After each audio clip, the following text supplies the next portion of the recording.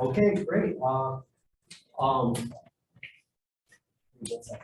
Okay, all in favor, say aye. Aye. Aye. Opposed? Ayes carried. Okay, we have, total of 8 or about 19, it's close, 19 items on the agenda for, this evening. And, for those who have the agenda, we are, now moving to item number 3. And, just a couple things that I wanted to let everyone know, just so we're comfortable with this again, since this is something that we've done now for the second time. 2 comments. The first is public comments. We're going to actually have 2 sections of this meeting for public comments. The first one that's coming up in item number 4 are public comments on agenda items only. Towards the end of the agenda, actually it's item number 17, would be public comments on non-agenda items, but within the jurisdiction of this committee. Okay, so the first comments will be just for agenda items, please. And then we'll have some time at the end for any other comments. When we go through the actual items for consideration or vote, the discussion will be held just with the committee, unless the committee does ask for clarification of an item. And I will also give the authors, if there is an author, of the specific resolution or ordinance to introduce it to the committee. So there'll be time for the author to speak on behalf of the resolution as well. So with that, I'm going to move on to item number 4, which is public comments on agenda items. Please, and if you could please introduce your name and your address, please. George Mike Dorfman, District 20, 1029 South Main Street, Oshkosh, Wisconsin. I think this is appropriate time. I'm here for it should be an agenda item later, but I wanted to make a comment since it's on the agenda item that deals with the paying of citizen members of the ARPA Commission or the Diversity Affairs Commission. But my quick comment would be made, maybe instead of those specific ones, maybe we could clean it up and we say any citizen member of any committee or a member of any committee would be paid a per diem. That way, that would entail any future committees that have to be that were approved by the board, and we don't have to go through this business of adding on to it. I'll show you my age because I remember the last time we amended it. This was in I think 2006 because the chairman at that time wanted to make sure that his wife, who he got appointed to the housing authority, would get paid a per diem, and we added a few others. So that's why some citizen members get paid on some of the committees and some don't. That's my just general comment. I'm not totally for or against that, but I'm saying if we're gonna do it, why don't we just make some, clean it up and say you get paid as long as you are on a board or commission that's approved by the board. That's my comment on that, okay? Thank you. Anything else? Thank you. I'm Judge Scott Wolf. I'd rather not give my address for obvious reasons. Let's just do 415 Jackson Courthouse. We as judges think that coming here and being available to you when you're having judiciary and public safety meetings is important. So the way we do this, we have 6 judges on branch 2. I come February and August. Obviously branch 1. You can do the math. So that's the reason I'm here today. So if you have any questions on any of the agenda items, I'm here. I can give you some insight. Be more than willing to do so. But just so you know, what we do then is we have a judges meeting once a month. Ours is next Tuesday, and what I'll do I'll report what is going on. If anything affects us, I'll just point out the judges so they know. So it's just a form of conversation between all of us and communication. Thank you. Thank you. Anyone else in person? Please.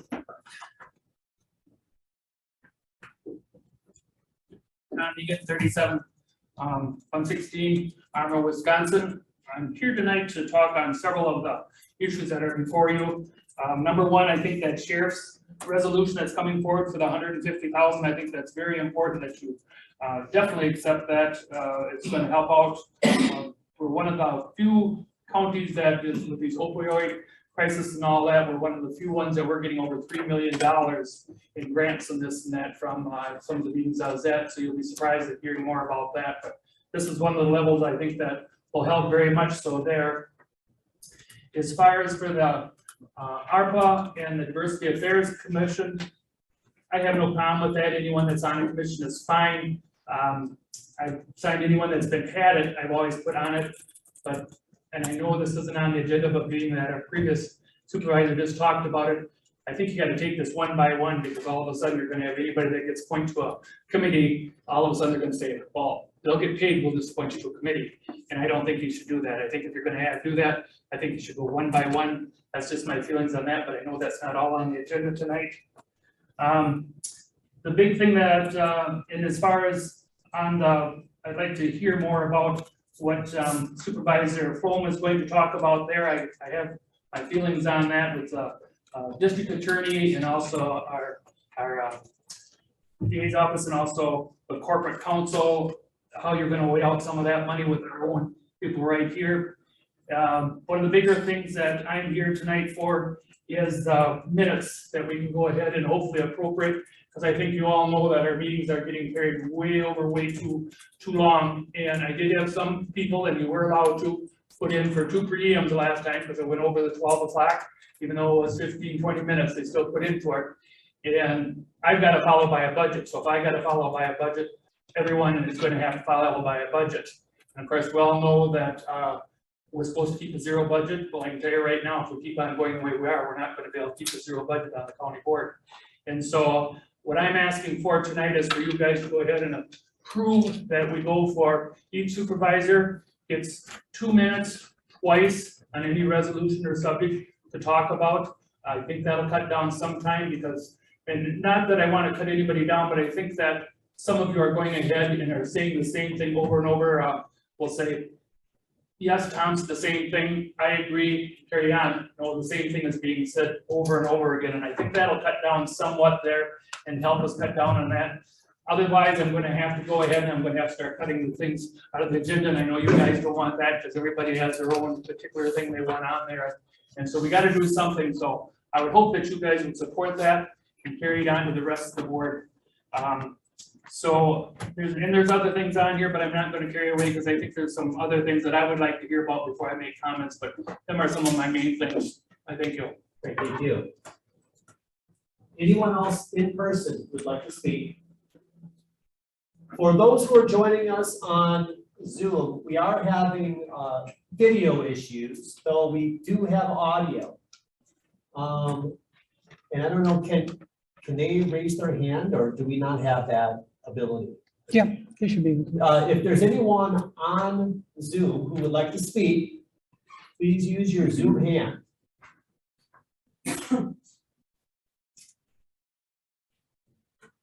Okay. I'm going to take that as we're all good. Okay. All righty. So that does close item number 4 on the agenda.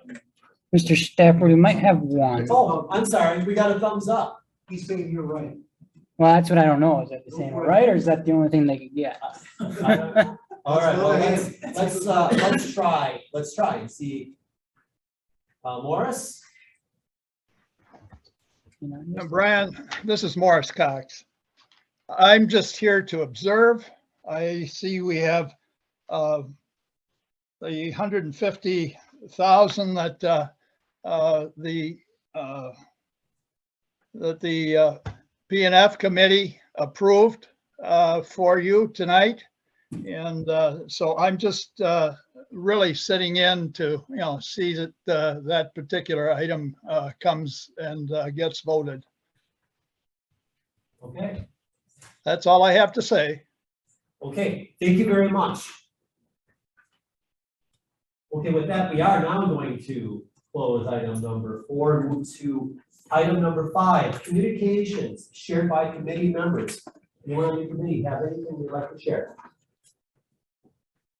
I know one thing, Yes. Mr. Chairman, and that is, I went to DHS's opioid roundtable today at the University of Wisconsin Oshkosh. It was very informative to kind of look at the crisis that we're facing on the county level and on the state level to see how we can address and mitigate layer care, especially with public-private partnerships, moving in substance abuse care with mental health care, or something else as well, and the challenges we face to balance out increasing access to care, especially within that 24-7 hours where somebody has substance problems is looking for care, will not go to the project. So I wanted to share that. I thought it was very informative, and we will hopefully have other ones, and I would encourage other board members to. Thank you. I have something to chime in with, other than the stuff that's already on the agenda. One additional thing is I attended a dinner held by a group called Expo, stands for Ex-Incarcerated People Organizing. And it was more or less just kind of a dinner where me and other community leaders, Supervisor Peschel was there as well. And some people from the school board was there. I do think that there was one employee from the Winnebago County that attended, and a person from the day-by-day warming shelter attended this dinner. And we just basically had kind of a roundtable discussion of what things that we can do for Winnebago County to improve. And one of the things that was brought up specifically was looking at the state's state statutes in regards to community supervision, and how long Wisconsin, specifically the state of Wisconsin, has in regards to allowing for the length of community supervision for those that have a charge. And so that's something I'll be looking into a little bit further and doing some research on. These are, that's one of the reasons why I attended this event is there's a lot of things that I'm not even aware of, and so I plan on researching that part a little bit more. Great.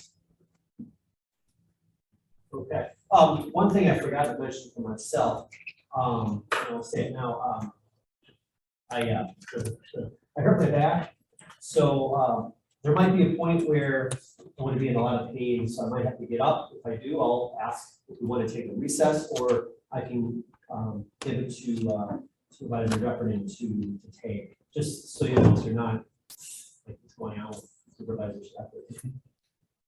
All right, sounds good. I have one more thing that I forgot to mention. Oh, yeah. This past weekend, I was at the Winnebago County Fair, judging the forage stalls and out there. This is the first time I've ever done this, judging the stalls, the cleanliness, talking to the 4-H kids about, what they do with their animals on a daily basis. I wasn't judging the animals themselves, actually people who know a lot more than I do, but it was a very interesting experience, and I also highly encourage other supervisors to come in the future.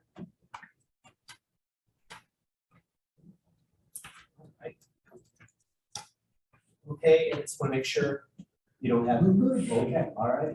All right, we're going to close item number 5 and move on to item number 6 of the agenda. NACO National Conference update by Supervisor Dufferin. Yes, so the National Counties Association's annual conference took place at Adams County outside of Denver, at the Gaylord Resort, which was a gigantic resort. I've never seen something that big before, but it's and I was telling Supervisor Eisen, that's one of my favorite things at this event is talking to other supervisors and county commissioners and finding out how they do things and finding out their processes. And I brought this up before when I went to the legislative conference, but I have to bring it up again. I do think that we're very thankful that Winnebago County should be very thankful of how local we are with our representation. I spoke with Jeff Hewitt, who's a supervisor from Riverside County, California. He has that county has 2.4 million people, and they have only 5 supervisors compared to our 36 supervisors, 478,000. I also spoke to Teresa Daniel from Dallas County, and they also have 5 supervisors. They have 2.7 million people, and so. When I spoke to some supervisors, I mentioned to them about how we have 36, and one person almost fell off his chair. He was like, "Well, how do you guys get anything done?" I said, "Well, we talk about it. And we bring it to committee, and if we don't think that there's enough information, we don't pass it, we don't vote on it. We research it more and we bring it back to committee, or we delay it for another month or before we vote on it. That's our due diligence as supervisors. I've come to find that their meetings are a lot longer. I know that we're looking at possibly limiting the amount of comment that we make, but that we make at meetings. Some of these meetings for them, they last as long as a day. They just have a whole day dedicated just for public hearing. It was just very enlightening just to talk to other supervisors from around the United States. We elected the next second VP, and with the National Counties Association, it kind of goes by pecking order. Once you become second VP, you become first vice president, and then you become the president of NACO. And James Gore from California was the person who was elected. It was a pretty significant victory. I mean, I think Phyllis Randolph from Pennsylvania was second, but it was kind of a distant second. So at the Justice and Public Safety Committee meeting, we had several presentations. One of them was with Tony Carter, the Commissioner from Ramsey County, Minnesota, Stephen Bishop, Associate Director of Probation and System Transformation of Juvenile Justice Strategy Group from the NEE Foundation. And then I have Lee Hausman, and this Assistant Director from Criminal Justice Services in Douglas County, Kansas. And they spoke specifically in regards to restorative justice, similar to the subject matter that we had Jonathan Shar make this presentation on from DW Law School. They did present one particular incident of a kid that was a teenager that was doing a lot of graffiti in the neighborhood, and they showed what they did for this kid. And first off, they with the restorative justice, they made the kid just paint over everything, and he did it. And then they looked at a little bit more of where this kid's needs were. This kid was coming from a broken home and did not parents were going through a divorce and it was not going well, but also needed an artistic outlet. So they connected this kid to local resources to give that kid an artistic outlet. And it actually turned into be kind of one of those, what I call a sliding doors moment for the kid. It's where the kid could have just simply gone one way compared to the other way, where now this kid has found an outlet for his creative talents and is also contributing to the community again. So I found that to be a really nice story. We also had a presentation. It was actually a follow-up presentation by a judge from Indiana, as well as somebody from the Bureau of Justice Assistance, in regards to what connecting those that charged for crime that have a serious mental illness. And so they were looking at what they can do to connect counties to the federal level for those that are facing the possibility of incarceration, but also have a serious mental illness. And of course, we're very familiar with that here in Winnebago County. I do think that a lot of the things that they talked about, though, was things that we've already kind of been working on here, but still continuing to work on as well, and connecting those people to local resources. Also having a full-time staff in the jail too, which is something that we already have. So trying to think of what other, I did go to a couple other forums related to criminal justice in regards to systemic racism in the criminal justice system. And we had Rochelle Pride from Franklin County, and we had somebody from the parish in Baton Rouge provide a PowerPoint presentation of things that they did down there in Baton Rouge, and I found that to be pretty nice. I'll see if I can get if you're interested, I can certainly get their presentations and forward them out with everyone. I would love that. Yeah, absolutely. So, yeah, that concludes my report for NACO. Just a quick question on the supervisors we talked about. Is that in California? Is that in, okay. Are those full-time jobs for them then? Yes. Yeah. Okay, so they're getting paid like, I know Milwaukee County, for example, I think the supervisors are getting $70,000. Yeah, That's their I job. believe in Riverside, it was actually 6 figures. And Oh, is that right? Well, they also had a staff of about, full-time staff of about 15 to 20 people. Oh, they did, Yes. okay, so So, there is that. yeah, if you think about it, I mean, these supervisors actually had more power than senators because they just needed 2 other people to go their way. And they directly affect, 2.4 to 2.7 million people. So yeah, very sobering thought. So, I mean, even, I spoke with a supervisor from Mississippi, a county in Mississippi, and he said that they have, he had like 50,000 people, but still had only 5 supervisors, so it was 1 for every 10,000 people. So, even then, I mean, we have a lot more local representation in Winnebago. A lot of the other little counties out there. Yeah. Were there any other questions for Supervisor Beckley?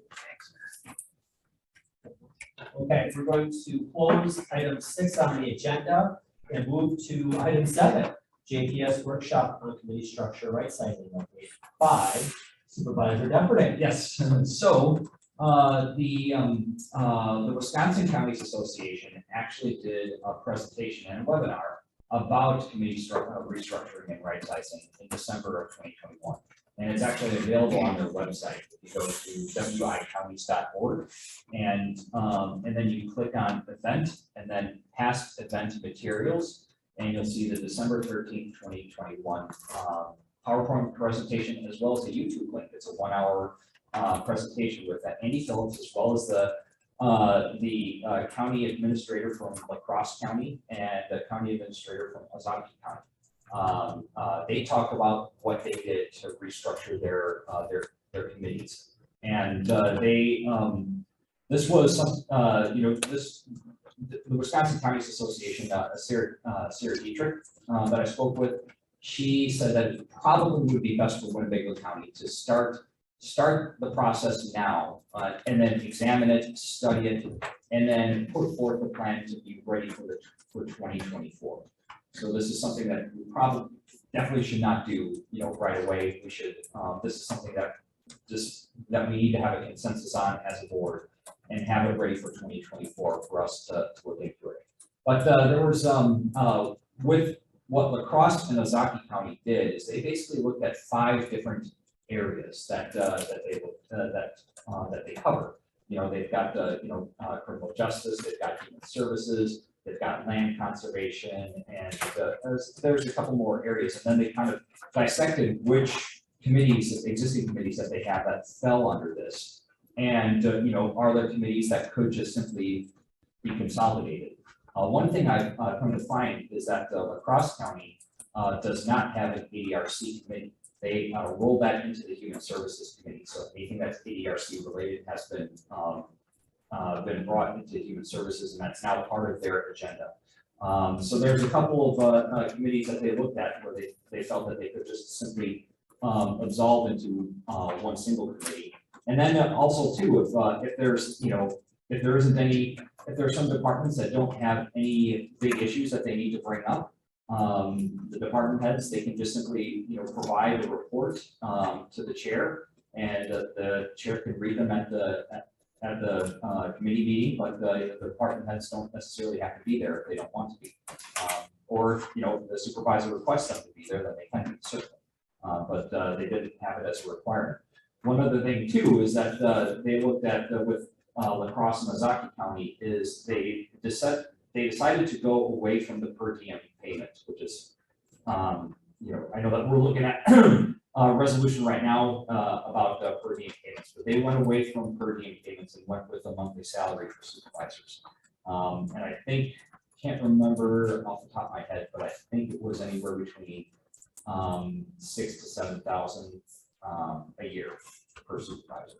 And that was just across the board, didn't matter what committees you were on and what your attendance was. But, of course, there was that big question of, what if you get these supervisors that get paid and they don't attend any of the committee meetings? Well, towards the end of the year, they have like an attendance report that they publicize. And so you actually get to see each supervisor and what meetings they attended to and which meetings they missed. So you actually have like something that, these are all things that they looked at. Obviously I'm not recommending one way or another. These are just findings that I had when I did my research on it. So we have Jake from Atolis Law, who is the general counsel from the Wisconsin Counties Association. This is going to be on the next agenda for the next judicial public safety meeting, is that he will be coming to this meeting to do a presentation of what he did for Ozaukee County, because he was a supervisor for Ozaukee County before he joined Atolis Law many years ago. So he actually has experience in this process. He's done it before, and he can talk about what they did, and then we can take a look at what we can do for Winnebago. Great. Dan, very much. Any questions regarding that? More to come next meeting. Okay, so we're going to close item 7 and move to item 8, status update on the Office of Corporation Counsel. Good evening. Chairman Stafford asked me to give an update as to the goings on of our office, the Office of Corp Counsel. So basically, I reviewed what I didn't tell you a couple of months ago. Our office has handled 8 jury trials since January 2022, in addition to 2 court trials. Court trials mean you are trying your case to a judge. Jury trials means you're trying it to a jury. In the area of appeals, since January 2022, we have been assigned and submitting briefs for 9 appeals. These briefs have gone to the Court of Appeals. We anticipate that by the end of the year, we will be having to handle 3 to 4 more briefs in terms of writing and researching. The vast majority of these briefs are involving Chapter 51, which are mental health commitments. We have also been having regular meetings with the Department of Human Services in terms of meeting with the supervisors, with the social workers on general topics, as well as on specific cases. We have also been meeting with, again, the Department of Human Services concerning the changes in case law regarding Chapter 51, the mental commitment cases. As Judge Wolf can tell you, we've had a very hot bench from the Supreme Court in terms of the decisions that have been handed down. So these decisions create many opportunities for questions of our office, trainings, and appeals. There have also been changes locally regarding triggers concerning litigation, trainings concerning emergency protected placements and protected placements. That's in the guardianship area, not in Chapter 51, which is their mental health commitments. We have been involved with transferring responsibility to the city of Oshkosh concerning the Wheel Wash Trail. We have had a number of meetings and coordination of drafting of easements. Moving the trail, we've been having to deal with the city, the regions, UWO facilities. We've been advising the parks, attending meetings, and again, drafting memorandums of understanding concerning Wheel Wash. We have also, as you all know, been working on an update to our general code. The good news is a first draft is expected by September 30th. Once that happens, each department will have 2 opportunities to review the draft of the Muni Code. So that means myself or one of the other 2 attorneys in my office will be meeting with each department at least twice to go over the changes for the Muni Code so they can update what has not been updated in decades. We continue to handle civil forfeitures. As you know, the Sheriff's Office and the City of Oshkosh Police Department have asked us to handle civil forfeitures for them. Civil forfeitures involve, let's say, a drug case where perhaps a car is found and therefore we will try to get the car through civil forfeiture. We have also been assisting the DA's office on a couple of issues. Compliance with discovery demands in criminal cases, particularly facilitating release of Department of Human Service records when ordered by the court. The district attorney's office has come to the attorneys in my office regarding that. We've also helped with statements of emergency detention to initiate civil commitment proceedings for criminal defendants who have previously been committed as incompetent to proceed to trial. And I know Jeff Mann in my office has done at least 2 of these in the last year. We continue to advise departments. We are dealing with contract reviews, committee questions, resolution preparation, and obviously answering questions by various county board members and the county executive. We have handled some summary judgment motions at TPR trials. As I've indicated, there have been, well, I didn't indicate, but CHIPS, which is a child in need of protection of services. There have been contested change of placement hearings that we've handled, and we have also handled contested emergency protective placements and protective placement hearings in the guardianship realm.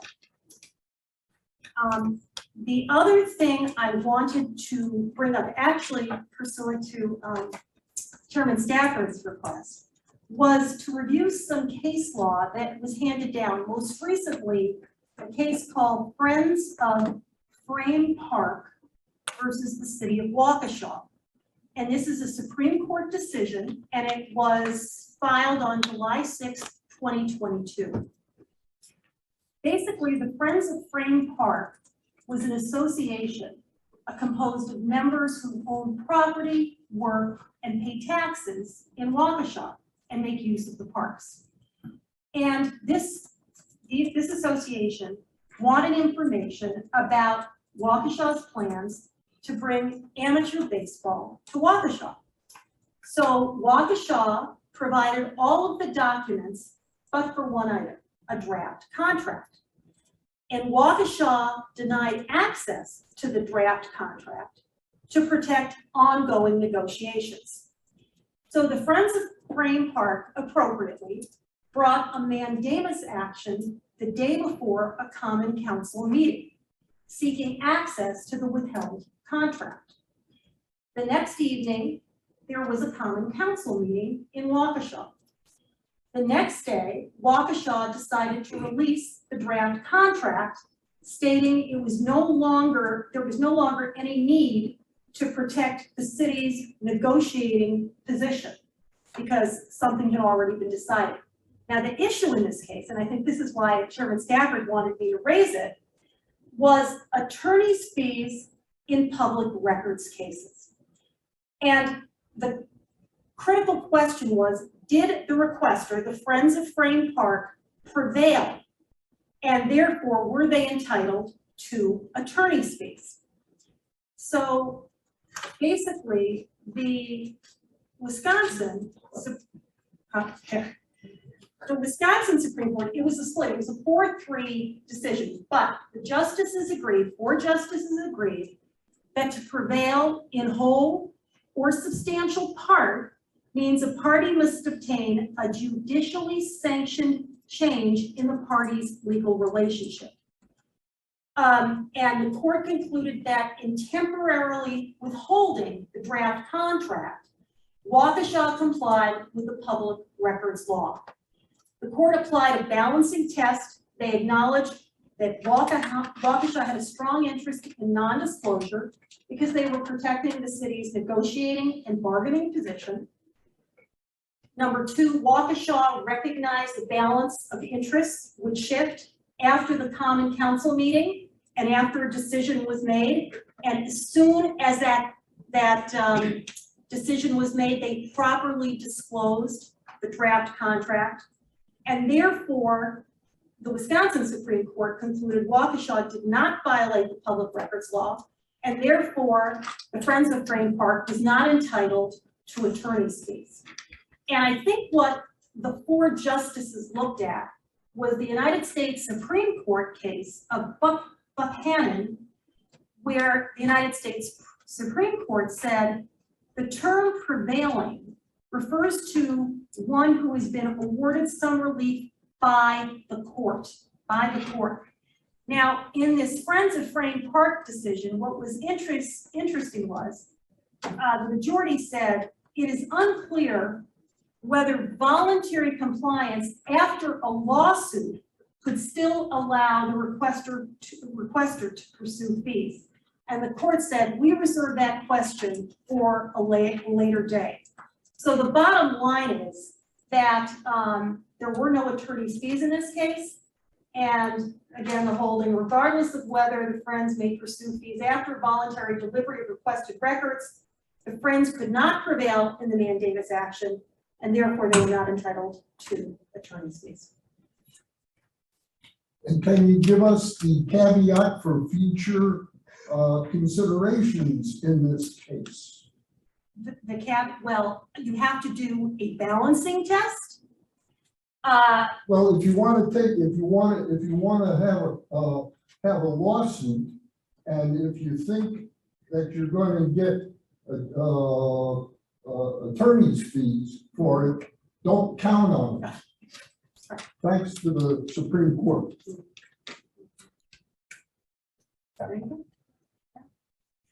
And you all know that when responding to an open records request, first of all, there has to be a determination as to whether the record exists. If the record doesn't exist, there is no obligation to create it. And if the record does exist, and there is no statute which requires access or exempts the record, then the custodian has to perform the balancing test. And the balancing test is inspection of a record is not permitted if there is a specific showing that the public interest would be adversely affected. And so the Supreme Court said, wait a minute, there was a showing because Waukesha was in the middle of negotiations, and by showing your hand, you could adversely affect the public. So then the bottom line is if the custodian determines a record should be withheld, again, the custodian must with specificity provide the reason for withholding the record sufficient to outweigh the strong public policy towards disclosure. So that's Friends of Frame Park. And that's what's happening in the world of Office of Corporation Counsel. Great, I just have a few questions. Yep. The first is on the recodification. Mm-hmm. September 30th is the department's. Is the draft The from the draft. Muni Code that is going to be providing it to the Office of Corporation Counsel. And then the Office of Corporation Counsel is going to be meeting individually with each of the 27 departments to review what changes have been made, And if then, any. perfect, and then when do you circle back through committees on this? Once we go through all of these departments, and again, since we only have, 2 or 3 attorneys, I would hope we're going to have a second review. So the first review is the substantive piece. The second review is basically the housekeeping piece to see if it looks right. So I would hope perhaps early 2023, we might be in a position to have it. And then I'm just curious, so on the Whitewash Trail, so I wasn't aware that we're going to be interacting with Oshkosh. I assume that's just for a certain part of the trail, because the trail Oh, yeah. goes beyond Oshkosh. No, it's within the city limits. But That's what yet I'm talking about, Winnebago just for- County has Okay. been responsible for taking care of it. So the city of Oshkosh is willing to step up to the plate. Okay. Yeah. Perfect, thank you. Were there any other questions for Corporation Counsel? No? Great, thank you so much. Thank you. Okay, with that, we're going to close item 8. and move on to item 9, sheriff's report. Hello, so I'm not the sheriff, so Todd Christopherson, for those who don't remember me, the chief deputy. Sheriff's recovering from a shoulder surgery that he had last week, so. Sheriff's report, I know the jail counts is always of interest, so we're at 218 inmates as of today. That's been pretty consistent for the year. We did have a little bit of a setback in that we had to open up CPOD, and that is a result of we have COVID positive inmates currently. We have a small outbreak again. It's something that we haven't dealt with before. So we're currently at 28 positive inmates in that isolation ward now. It does give us some extra overtime costs that we hadn't planned on incurring. So our overtime, our rates will continue to climb as a result of that. It ends up being about 24 hours of overtime a day. So yeah, it's significant. Since our first case of COVID in 2020, we partnered with public health, and during the mass testings, we've tested over 2,000 inmates, and we've had over 236 positive inmates. So we had a lot of experience with it. I know community is also experiencing an uptick. So that's a population update. Also, the Air Venture concluded. We did wrap that up. It was a very successful event for Air Venture.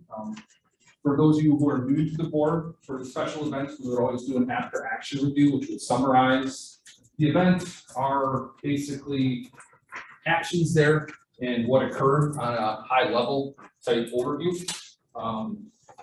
One of the good things about the after action review is that it was the highest level of attendance that we've had for EAA. So over 650,000.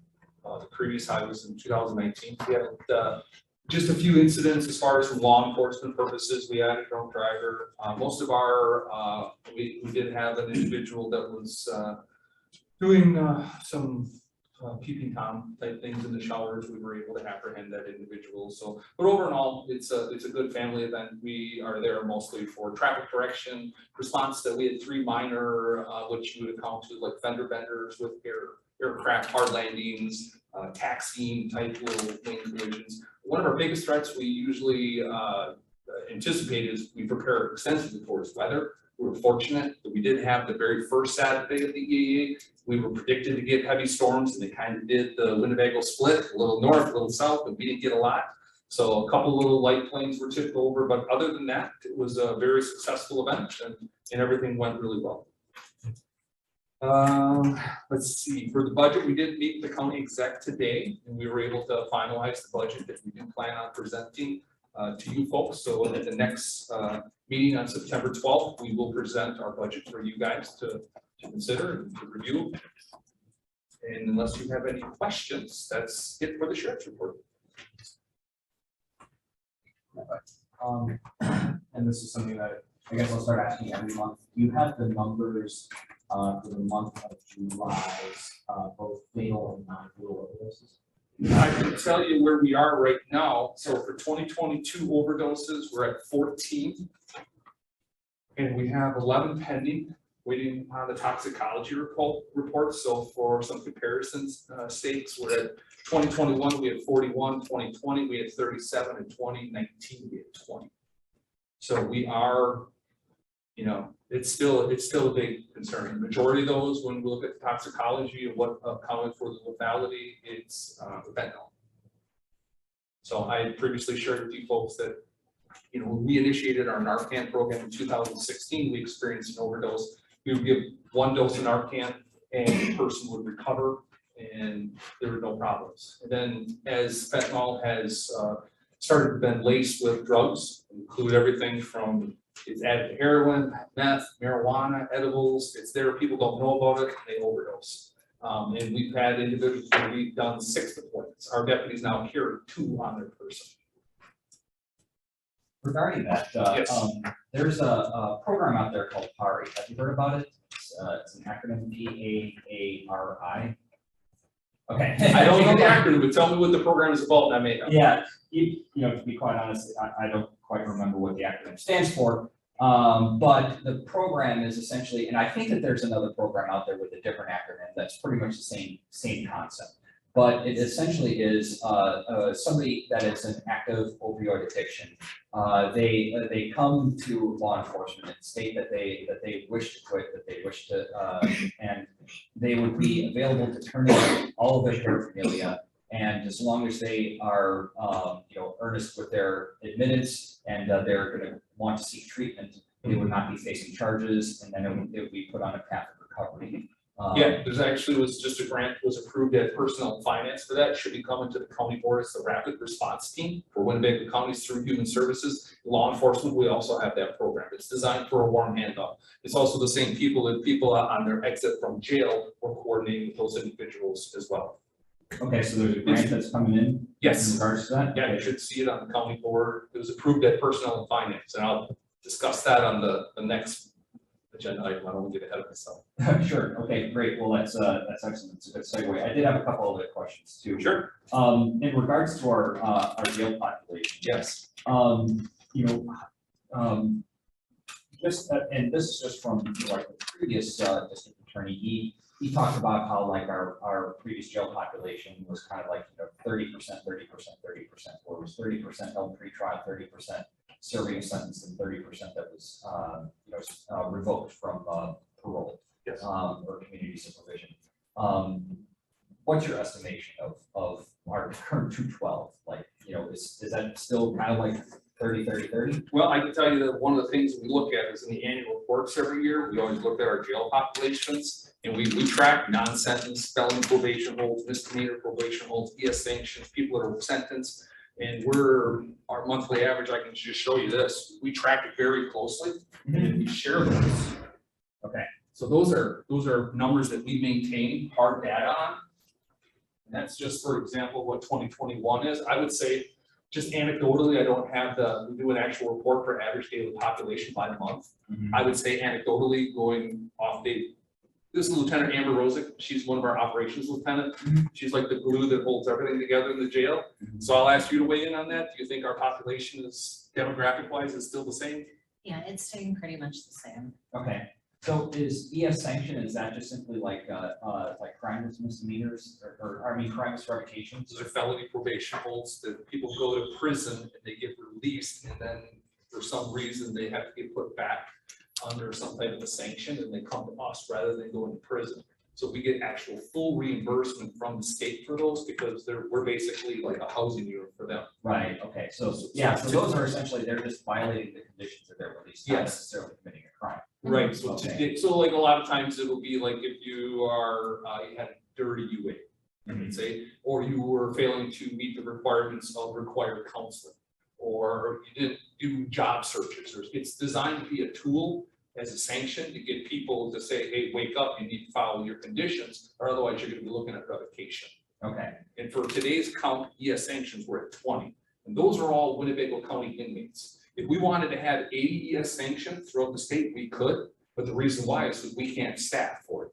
That's why we had to reduce last year the budget by 10 deputies, because we can't hire enough deputies, so we ended up having to close pod. So we basically lost $1 million in revenue. We had to have $1 million offset labor. and in regards to that pod, you said that you reopened that. in Yes, that was regards to CPOD. Yeah, the CPOD, to accompany for the, a COVID plan, essentially. Is there like any remaining pods that are empty right now, or is that? Yeah, we also, the one that's we're currently remodeling, that you voted for the new floor, the paint and everything, DS one or two, one. Okay, all right, so there's one pod that's currently Yes. vacant, okay. DS1 is currently vacant and it's under remodel, and then when we get that project done, we'll take the DS2 and move the people into there, yes. Okay, all right, And then- sounds good. yeah. Thank you. Appreciate it. Those are my questions. Yes, sir. I'm a little bit confused. You said 14 fatal overdoses for this year, or just total? Because somebody threw a number around, the sheriff threw a number 59 around June. Was that non-fatal Narcan administration? That could have been, Okay, yes. because I Yes. was wondering, because that's a big discrepancy. Yes. I just want to make sure that I'm tracking this correctly. And those numbers are tracked on the overdose fatality review committee. We're on that. And they're one of the people that we're teaming up with this medication assisted treatment. So they track that very closely. And actually Cheryl from the coroner's, well, what used to be the coroner's office, now the medical examiner's office. She tracks that very closely, and actually, she's the one who actually gets all the information. But as far as like saves, as far as a county-wide, like, you know, I can tell you in 2021, we had 14 Narcan deployments, where basically, if you want to count those as saves and people would have overdosed. I don't know what like Oshkosh PD or the other police departments might be. And the last one I have is in regards to the upcoming budget, I guess for a preview, where, I know we were discussing cuts, Yeah, talking about. We made staffing cuts. Staffing and program cuts, where you can be asked, to fall, or do you not want to discuss that today? Our biggest cuts are going to be in staff, because 90% of our budget is staff, right? So when we have to cut, we have to come in flat at basically 4%. We know that means it's gonna be people. So it's most likely it's gonna be, well, it's let the cat out of the bag, it's gonna be booking security associates. So we do have difficulty staffing for that, in that it is an entry-level position. It's what you're gonna see now is like, you're gonna see that window when you come into our lobby, it's gonna be dark. So people now are gonna have to pick up the phone, gonna have to dial a number, wait for somebody to be available, come to the window. We're gonna try to offset that staffing by going to the tablet video visitation, so we have less foot traffic. So we're gonna, basically, people will be able to do the video from wherever they can get, you know, an internet Wi-Fi connection, and if they don't have that available to them, they can come here, and we will actually give them a tablet where they check out, they can conduct the visitation that way. So that's gonna be operationally and budget-wise, it's gonna be the biggest thing you're gonna see. It's over $230,000 savings. Is that budget cut gonna affect like jail fund or is it just staff? Staff, jail improvement fund, that's the 1125 budget, the only thing that can be used for is programming and items that actually benefit the inmates, so we buy uniforms for them, we pay for like our law license subscription out of that, hygiene items, those types of things. We're buying, this year we're budgeting for, is it 2 stoves? Yeah, 2 stoves out of there, things that directly benefit the inmates. And that comes from the fines and fees that the judges impose at sentencing. There's a structure and a certain few cents, dollars, whatever out of fines filtered back through the county into that. And I know during the county tour, I mean, you didn't, it was mentioned that the possibility of having a dental suite, is that still something you're looking into? That's to be determined. At this time, I don't believe it's fiscally possible. Okay.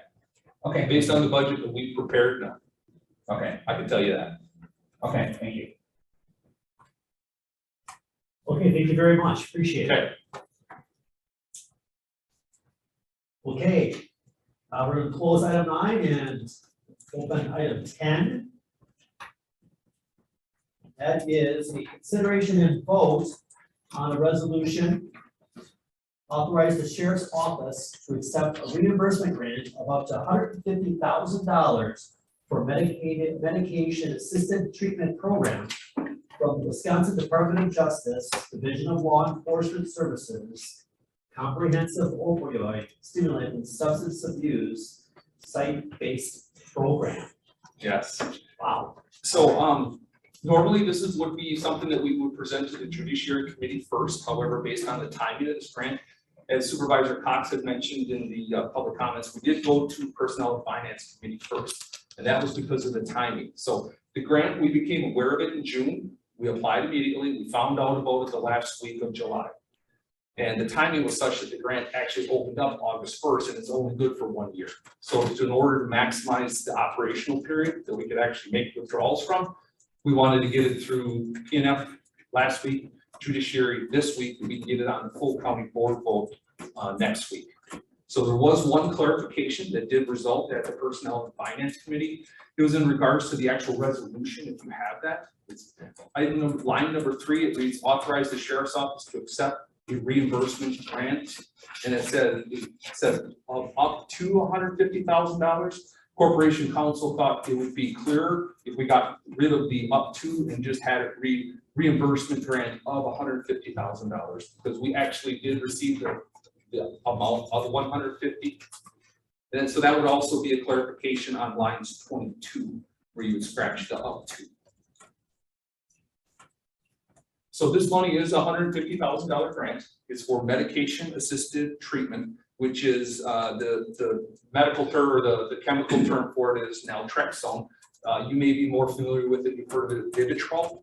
And it's a shot that's injected, and what it does is it connects to the binders in your brain that give you the effects from opioids. So even if somebody were to ingest opioids after the fact, receiving the shot, they won't get the high that's associated with it. So the way the program would work is somebody would be admitted into our jail.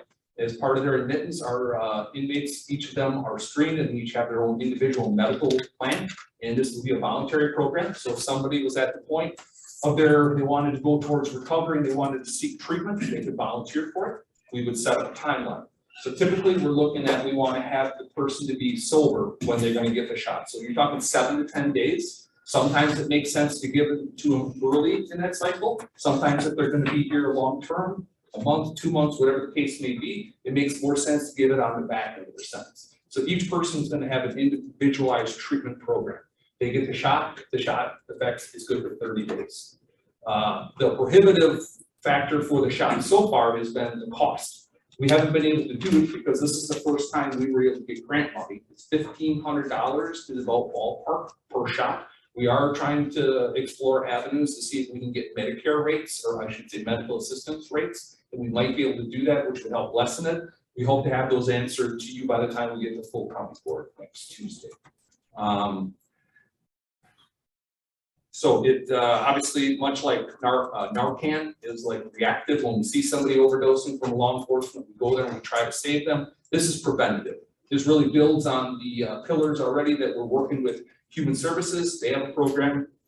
The DA's office has a program. Probation and Parole has a program. And now we're going to be joining with them as a partnership. This has been really been part of the Overdose Fidelity Review Committee that we've been partnering with them. You know, we've moved Jennifer Scholasky. She's a great resource. So that's that. I'd be happy to answer any questions. Okay, before questions, probably should do a motion, so. So get me get ahead of it. No, Sorry. no, that's okay, that's okay. You can introduce it, that's fine, but before we talk, we should really have a motion. Mr. Chairman, I'll make a motion to introduce resolution for the the grant, which is authorized the sheriff's office to accept reimbursement of up to $110,000 for medicated assisted treatment program from the Wisconsin DOJ of law enforcement services, comprehensive opioid stimulant substance abuse program. Second. Discussion. Yes. Yeah. So that I'll just start with a comment. This actually is kind of pretty much a follow-up of the question that I had at previous JPS meetings, because I know that we did receive grants regarding Vivitrol, and I was a little concerned about whether, if that grant money is going to run out, how we're going to continue on with it. So this sounds like this very much continues on with that process. But I do have a question in regards to, let's say for instance, we do admit someone inside the jail and they're in active addiction and you notice that they are going through signs of withdrawal. Do we have a process for that? Would that connect to something like this? This would not help with the withdrawal symptoms. So the narcotic withdrawals typically are what you would experience from any withdrawal process where your body is going through some type of shock because it no longer has that chemical it's become dependent upon. So unlike if you're a diabetic, we give you insulin to make you better. So there are Librium protocols that we do with alcoholics. For narcotics, There is a protocol. is it the same as Librium? It differs depending on if it's a stimulant or not. But we do have a withdrawal protocol for different types of addictions. Okay. And there are different philosophies though. Our philosophy is that our healthcare provider will not use narcotics to counter a narcotic withdrawals. Some programs do on the community, you get on methadone maintenance. Well, methadone is actually, like the narcotic. So you're combating one narcotic with a different narcotic. And it's a philosophical thing, but from our healthcare provider, they use non-narcotics. Okay. So we have gotten complaints from community members that their children or their loved ones that are in jail and they're saying that we're not treating them. We are. Okay. Getting a Vivitrol shot while in active use is very painful for the person. You go through withdrawal times 2. So the heat people to be honest and clear out before they give them that shot. If they don't, they get really, really sick. Judge Wolf is supervised, actually was one of the founders of the drug court, so he Yeah. probably had I more started drug experience court, than any of yeah. us. Drug court, when I started 17 years ago, the whole philosophy was just like like you said, we don't change one drug for another. So they're very much against medical assisted recovery. That has changed 180 degrees. I've had people in my drug court that have been in there for years and nothing helps them. Got them on Vivitrol and they were clean for years. It's changed my mind. It really does work tremendously. From a funding standpoint, the supervisor staff, definitely mentioned this. This money actually isn't from the current opioid settlement. This is actually money that was allocated in 2016 as part of the Comprehensive Addiction Recovery Act. So there's probably gonna be more money coming from the opioid settlement, I would assume. Crazy expensive. Yeah, our preliminary estimates are $1,500 a piece. Yeah. So the $150,000 isn't gonna last too long. I have a follow-up question to that. Yes, sir. I know that, Supervisor Hanson had a question, so I'll go ahead. I'm really naive on this. You mentioned that the vivid will last for about 30 days. And Judge, how long or how many shots do people usually have? Is this a lifelong shot that they take? Is this a recovery program shot? It's used in conjunction with recovery program. At least all of ours are that we used. I'm also on the opioid, what is it? The committee for people that are OD and that. And everyone is saying we have to do it with recovery based, basically a 12-step program. Some people could be a lifetime, but the longest I've seen it has been 2 years. The person went off it, and what I was talking about, 8 months later, it was easy.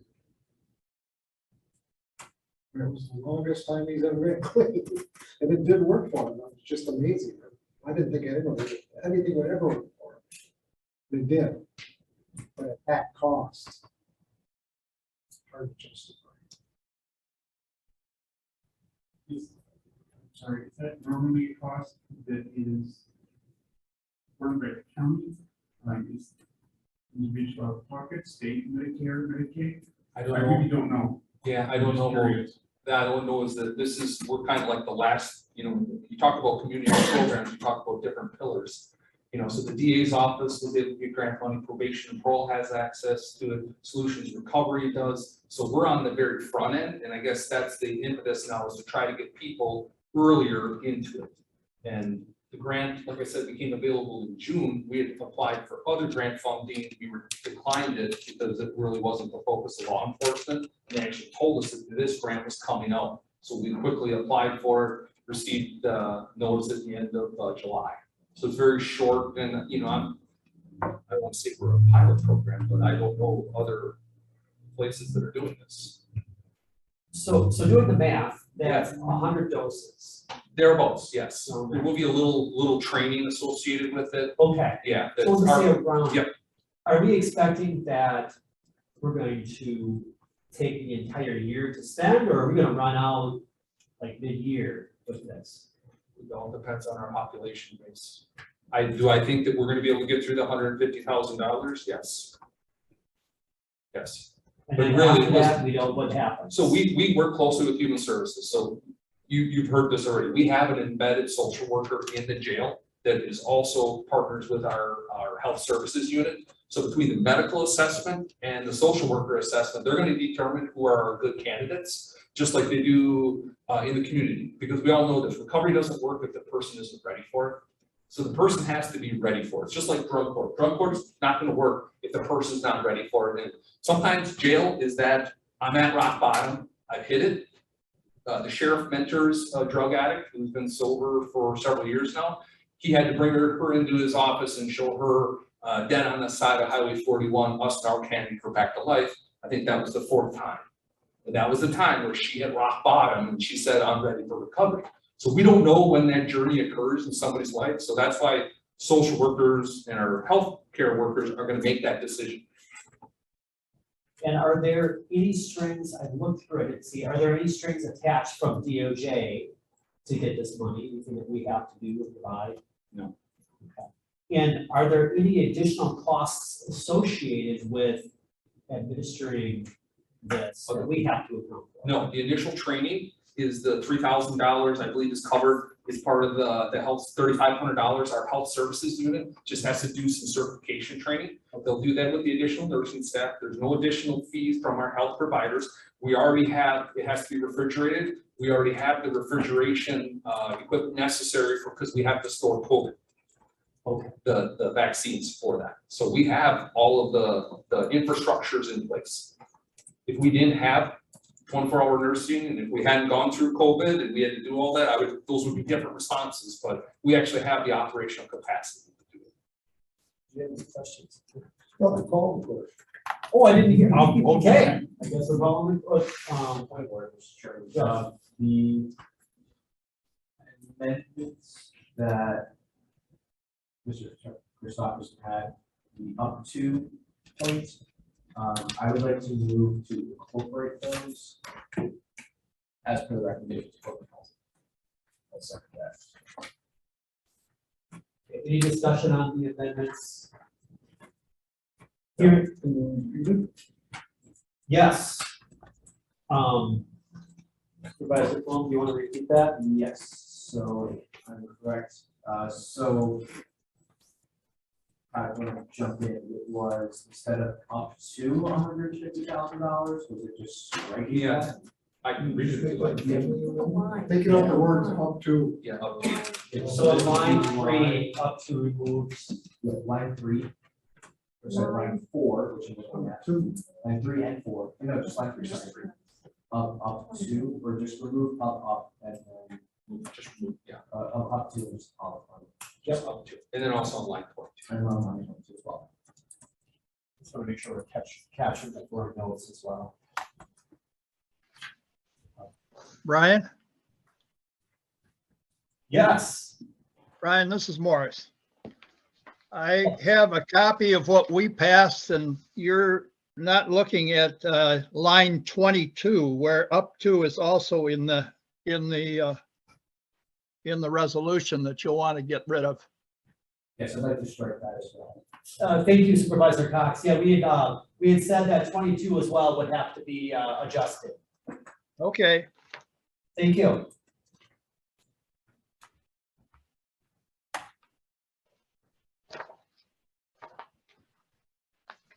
Okay. So, since there was a motion on, yeah, let's vote. All in favor of the amendment as Supervisor Plum had outlined, say aye. Aye. Aye. I, Those opposed? That passes. Then I also now Pass it as amended. pass as amended. The way we do the amendment, that needs to pass. Correct. Yeah. So what we just did, I was just about to say, we need to now pass the updated resolution. So with that, anyone want to do a motion on that? so moved. All right, so we have a motion to approve resolution authorize the sheriff's office to accept a reimbursement grant of $150,000 for medication assisted treatment program from the Wisconsin Department of Justice, Division of Law Enforcement Services, Comprehensive Opioid Stimulant and Substance Abuse Site-Based Program. Sorry. Any additional discussion? Okay, all in favor? Aye. All opposed? Ayes have it.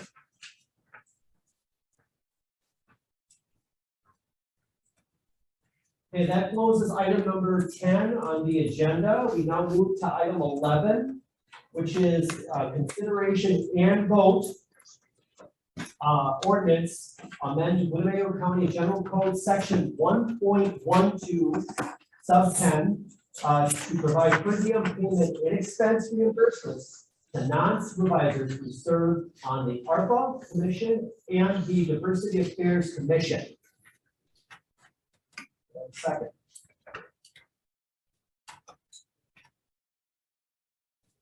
I move, so you have a second? I'll go ahead and say. Okay. All right, discussion. I'm so sorry, yes, Paul. Okay.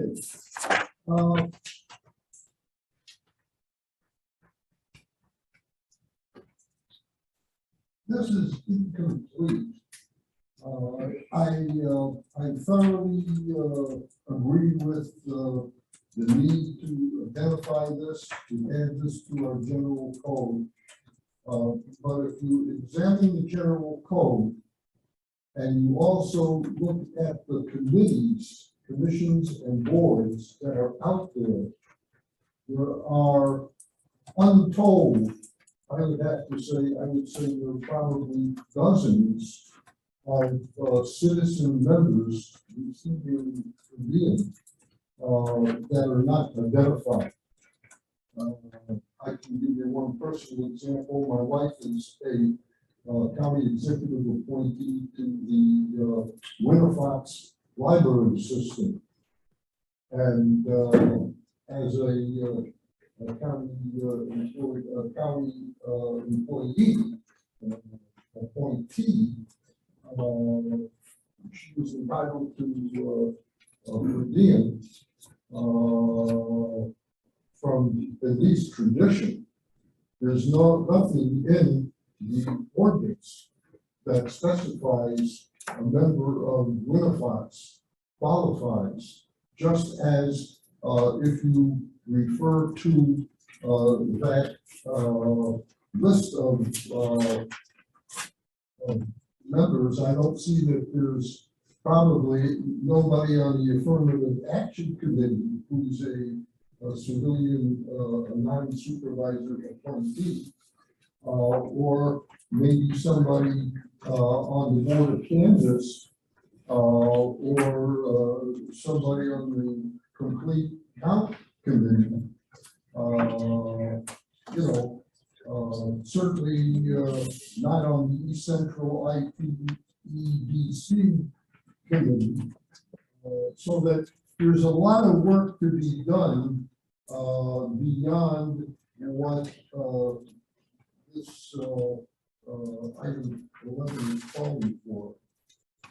Chairman Stafford, if I may, this was submitted pursuant to Supervisor Binder's request. Supervisor Binder specifically asked me to draft a resolution, but since he actually had an ordinance, since we were changing the code, so that the citizens on the ARPA and Diversity Affairs Committees would be eligible to collect per diems. So this is drafted based on what Supervisor Binder asked. I have terrible vision. I do not know if he is on or not. I can't see. I don't think he is. He had a conflict. So again, the intent was, and he even has his little note, what he wanted, to just add ARPA and Diversity Affairs. Now, given the fact that Supervisor Binder is not here, and since this was his resolute or his request, perhaps it might be wise to wait until September when he is here or we can consult with him. But it was very clear because again, this is his writing and he came to my office personally to ask me to put this amendment in. And we may go there, but I think spending just a few moments getting reaction might be very beneficial for Supervisor Bender. So he can understand some of the thoughts of the committee, of this committee and bringing it back forward, might be able to address those things. Because I know I have a laundry list of questions as well that will probably be answered before I would be able to support. So with that, Yeah,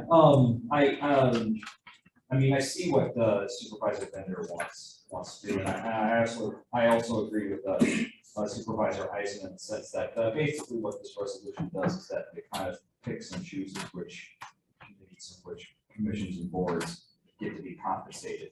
And so it's not blanketed to everything. I mean, we also have a state streets committee too, so that's another committee as well.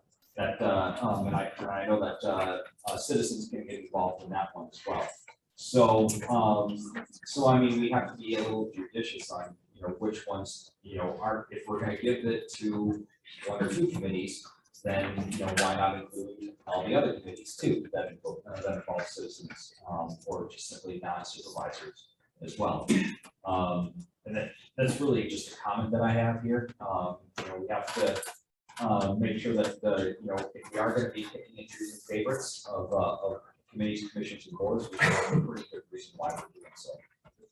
That's all I have. and one comment I had on it is I actually have it right here. Supervisor Isaac kind of stole a little bit of my thunder in that respect, so I concur with him wholeheartedly. And the other thing is that this doesn't actually outline the financial impact. So we're asking for us to pay for something, but yet we don't know what the costs. This would have to go to personnel and finance once it gets here, so we could see the financial impact. But wouldn't, and this is me, it's understanding, but wouldn't we want to see that before we vote? Well, since you're the committee of jurisdiction for the rules. Okay, okay. Yeah, no, I understand, I just, That's a good point. I know I can't vote for something that I have no idea what it is, so, yes. And I would like to echo that until there's some form of fiscal impact on this, it's going to be difficult for you to work because we're kind of writing a blank check, if you will. And not only are we writing a blank check, it's an unfair blank check to people who are on other aforementioned committees, commissions, boards that are not listed here, that are incomplete, like, for example, the library board. And who's to say what kind of litmus test are we establishing that merits that some committees, commissions, and boards be included, but others aren't. So we either gotta do them all or don't do them at all. That's the way I see it. It's you do it all or we don't do it all, or we're able to establish some form of litmus test that puts or tiers one committee, commission, or board above another, which I don't necessarily know if we have the, I wouldn't necessarily say time, but if we have the kind of depth and breadth to have at our disposal right now to establish that. And like I said, I mean, we're either going to do them all, or any, or include some form of tiering system. Right now, like Supervisor says, it's incomplete. I see the point. When people who step up to do this should be compensated, but it's just not at a state right now. And then I'll be right with you since you spoke. Supervisor Hanson. Yeah, I find that made up my mind on this one. Is it appropriate to chairman, the county board chairman, to clarify what you stated at the beginning of the meeting? Because my line today is more inclined to see an outline rather than a broad blank check. Because then at what point, and forgive my naivete, at what point do you stop growing committees and commissions? Answer? Yes, you can. I think what I said, Supervisor Hanson, I said, but I think if you go ahead and do it, it's fine if you want to go ahead and do these, but I think everyone who Supervisor Norton had said it should just be a blank, where everybody should get paid. My thought is if you're doing that, you should do each one and to make sure that they all get done, because you might have another committee that just might come up and say, well, we want to put citizen on that committee, and so are you just gonna go ahead and pay that one? Or not, and what effect are they gonna have on that committee? They're just gonna be a person to that committee, and something I didn't say, whose budget is this coming out of? Most of these are picked by the county board, or not, county executive, not by the county board chair. You're saying we just kick the can over to John. I did not say that though before, but. Yeah. Good point. Yes, Supervisor Isaac. I have no objection to compensating the citizen members of these two proposed committees.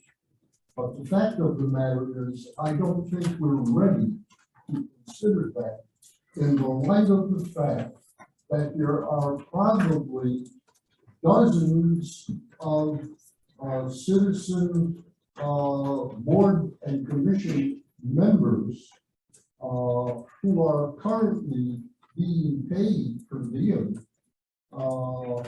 that are authorized. If you're going to point out that 1.12 of the ordinance, this is probably something that the corporate counsel should be looking at as she revises the ordinance. So I would move to postpone consideration of this.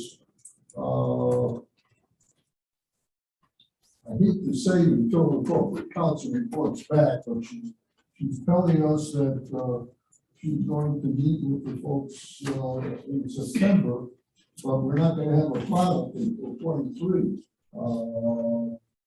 I think it's probably use the discretion of the chair on whether we should proceed to approve this because it's there, and then consider all the others, or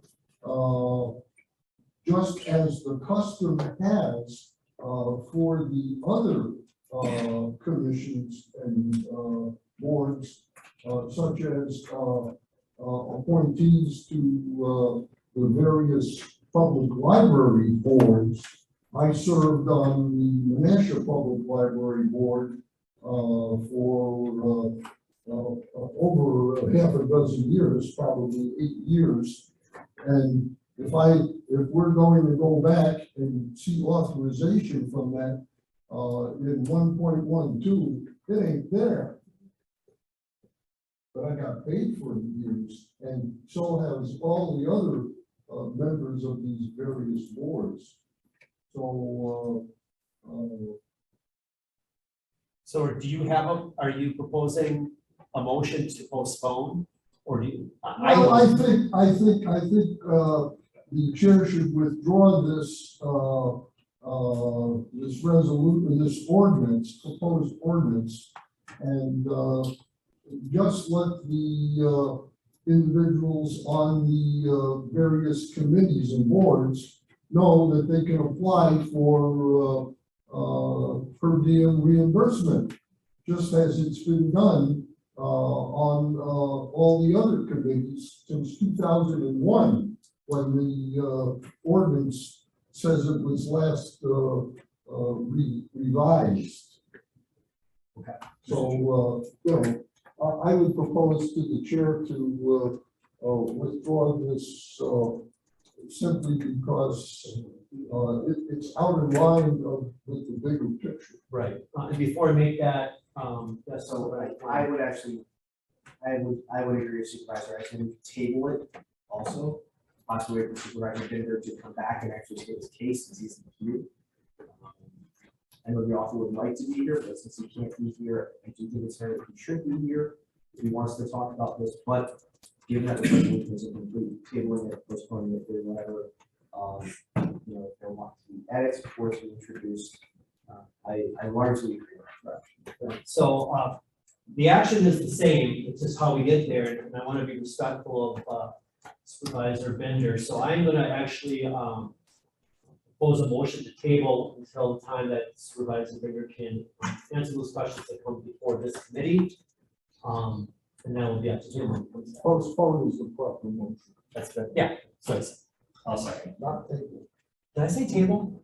Sorry, that's my bad. I postponed. I'll second the postpone. Postpone to a time definite. Yep. To the next JPS meeting. We don't, we need to talk. Just, we'll just say, my motion is to postpone indefinitely to the point where, no? No, postpone to the next To a meeting, certain time. and then talk to Binder and see what he wants to do from what we discussed. Indefinitely means you're not gonna be able to consider it for this. Oh, You don't Oh, say no, Not okay, wanna that say is the word definitely, indefinite. yeah, okay, thank you. So, postpone to a time certain. okay. So we're going to postpone until next, so I don't have a date yet. Next meeting. Next meeting. Next JPS meeting. I'll second that, yes. Any discussion? Okay, all in favor? Aye. Opposed? The ayes have it.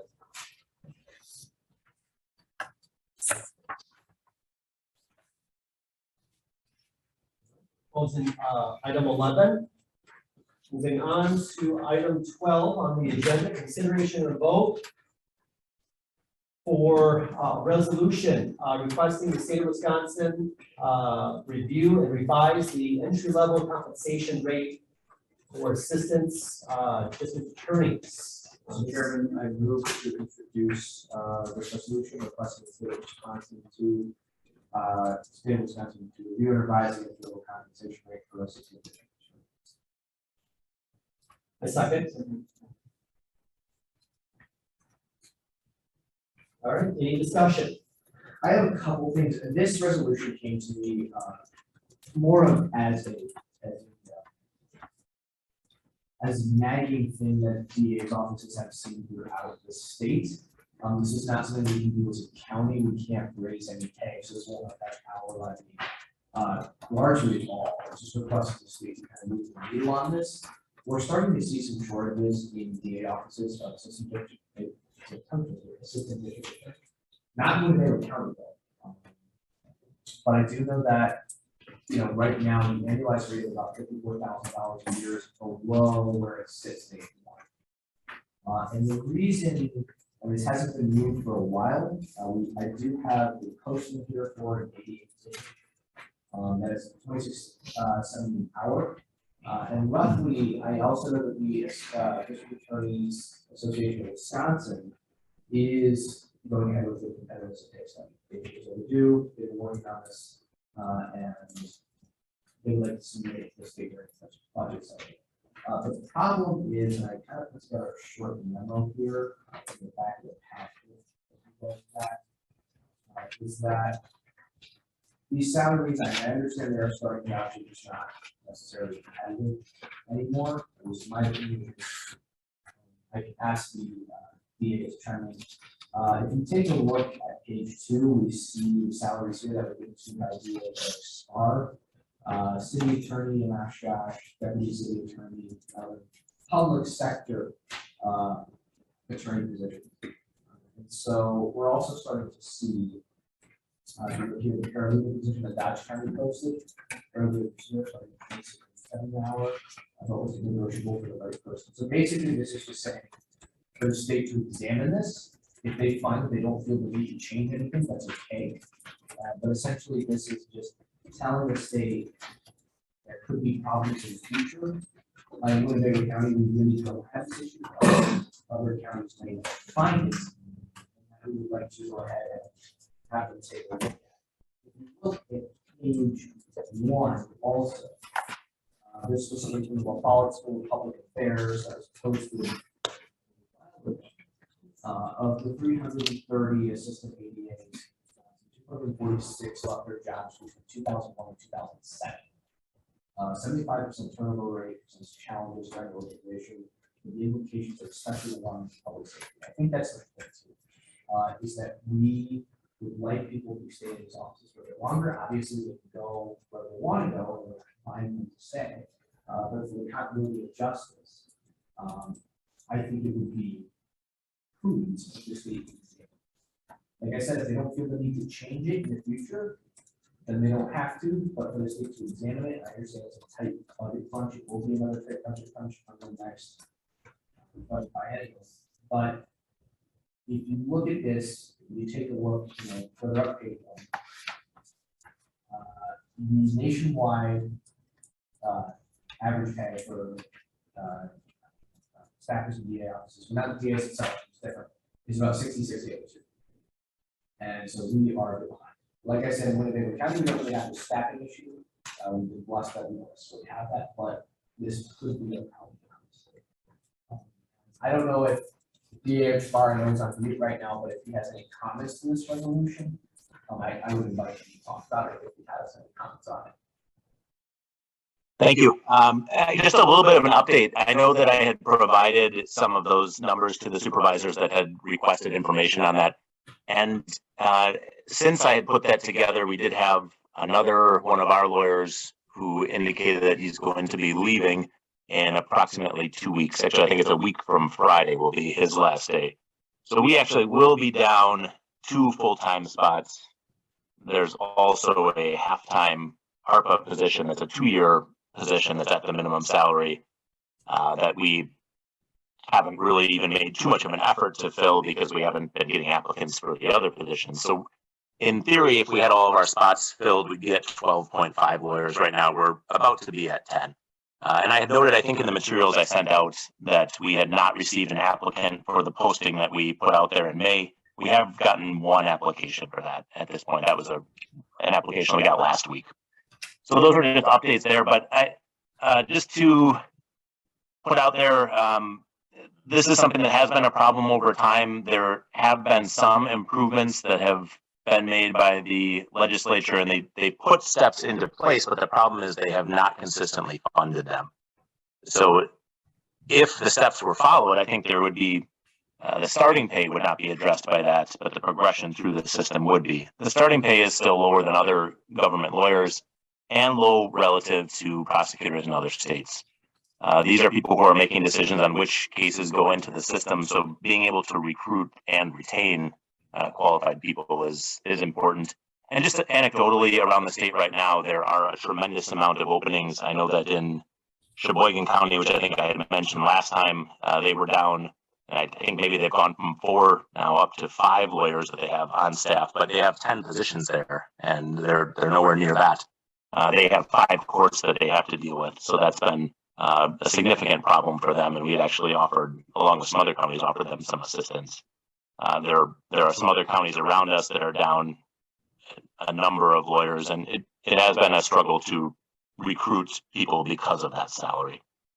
So otherwise, I was trying to give you guys a break from seeing me today, but then this went on the agenda, so I'm here to answer questions, but I guess I didn't have anything else. Great, thank you. Supervisor Isaac. Thank you, Mr. Chairman.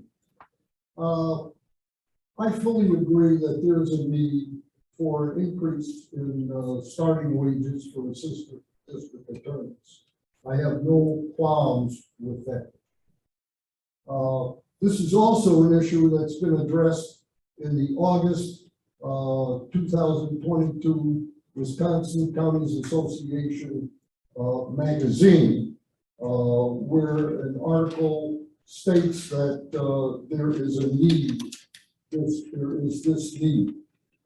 For those of us involved for any time with the public safety community, we know that this is an ongoing issue. The last budget extended the number of assistant district attorneys to be hired and adjusted rates, but they didn't do it as much as would be needed.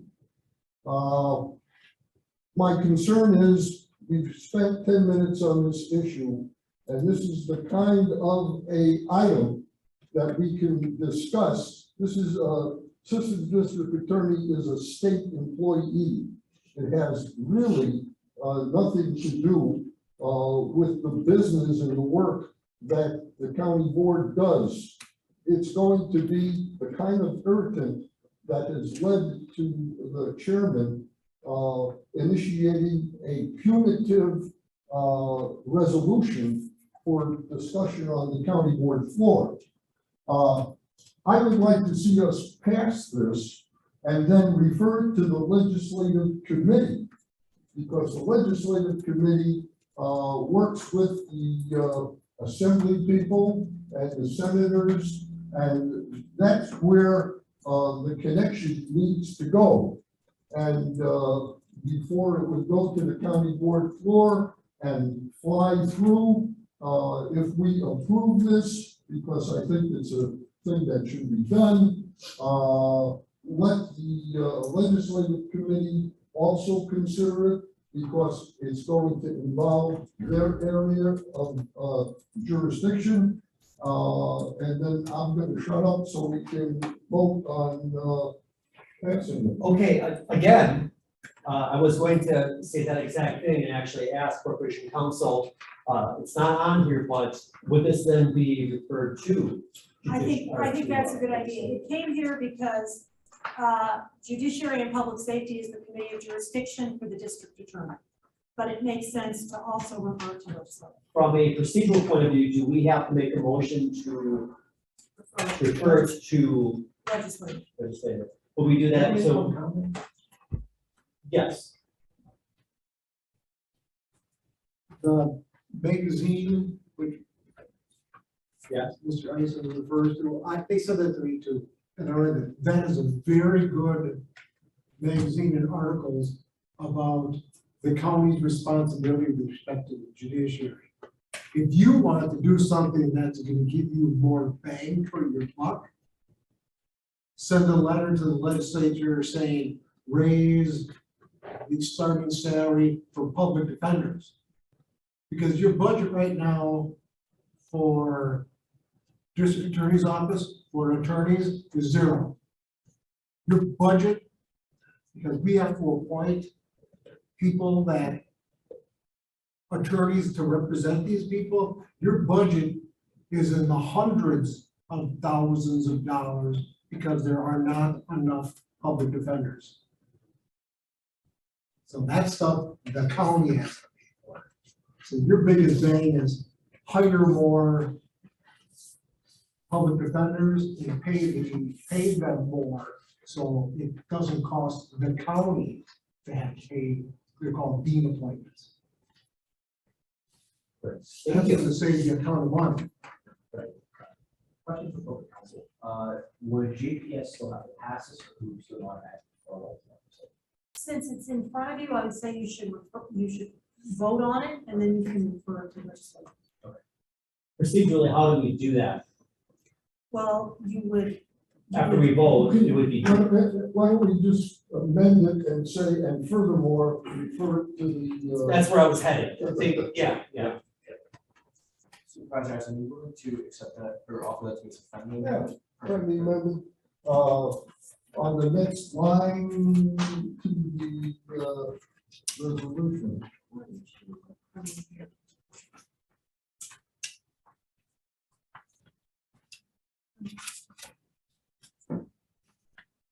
Line 34, and we further resolve, that it be referred to the Winnebago County Legislative. Sorry, Jake. Supervisor Plum, sorry. Yes, sir. Yes, I will accept that. As a friendly amendment. And he was just saying the friendly amendment. Oh, sorry, I was. Line 34. 134 and sent to Winnebago County Legislative Committee. I will accept that. Yes. Sorry. Okay. I'll second that.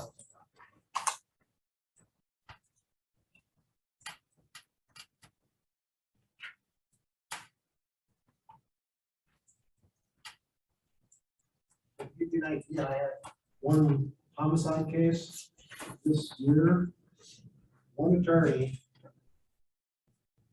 didn't qualify for a public defender, but I have an appointed attorney through the dean appointing system. $28,000 one case. Okay. I would like to move to pass this resolution. Do we have a second? Second. Okay, any further discussion? Hearing none, all in favor? Aye. All opposed?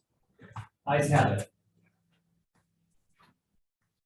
We are now closing then item 12 of the agenda, moving on to item 13, which is a consideration of vote, resolution amend Rule 10.2 of the Winnebago County Board of Supervisors to limit the time supervisors may speak on a subject. Since this was submitted by Thomas Egan, is there any comment you'd like to make before we? I think I pretty well said it. It's just more or less, I do believe that it's fair for all the supervisors. Each will have their 2 minutes. You'll have twice. So in other words, you'll get 2 minutes and then somebody else will talk. And then if you want to ask more questions, you'll go back to 2. And if you're asking a question and speak, I answer the question or whatever, that's not part of your 2 minutes. So it'll be while your question is being, you're asking your question. So I'm hoping it's fair and it's understanding, otherwise I can take any questions on it.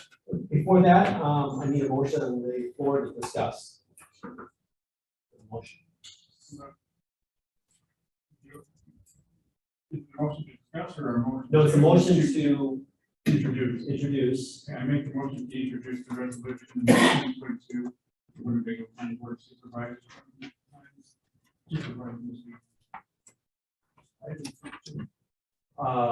I second that.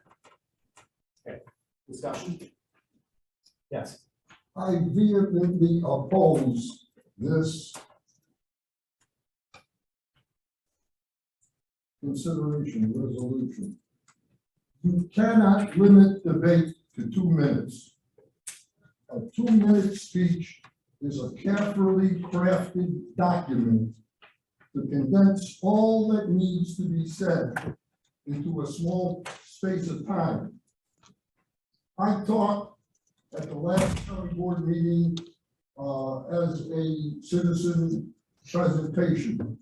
I gave a 2-minute speech that took me better than an hour to write because I revised it about 5 times till I got it down to 2 minutes. This is an ideal 2 minutes for public comments at a board or a committee meeting. This is necessary in a large gathering such as a biannual joint committee of finance hearings that are held across the state, but not for debate. You're not going to be able to say what you need to say in 2 minutes on important Winnebago County issues. It is impossible. You're going to set up a impossible. What I would suggest is that you screen resolutions and ordinances to eliminate intellectual exercises, non-business questions which have no place before the county board. Perhaps have a consent agenda.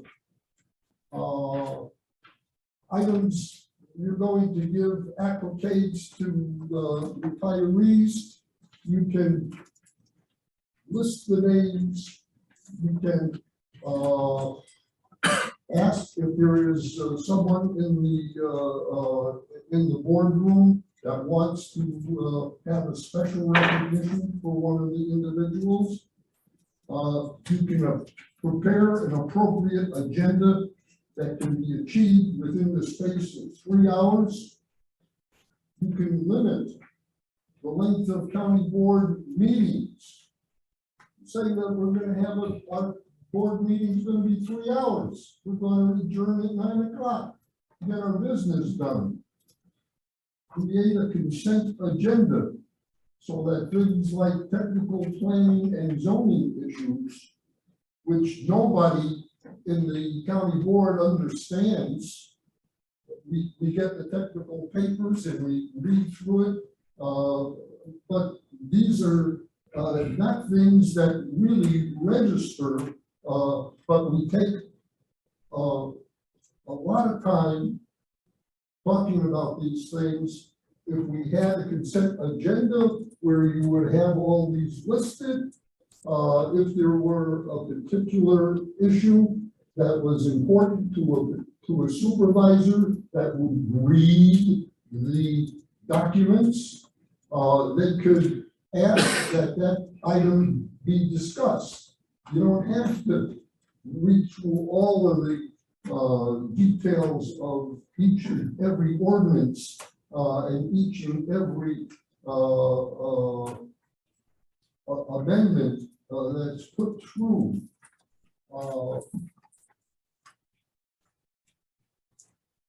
You can have 2 business meetings a month, so you can get the work done. If you can't get it done within a reasonable time on the 3rd Tuesday, we can instruct and teach ourselves self-restraint. Do we really have to chime in on a particular question?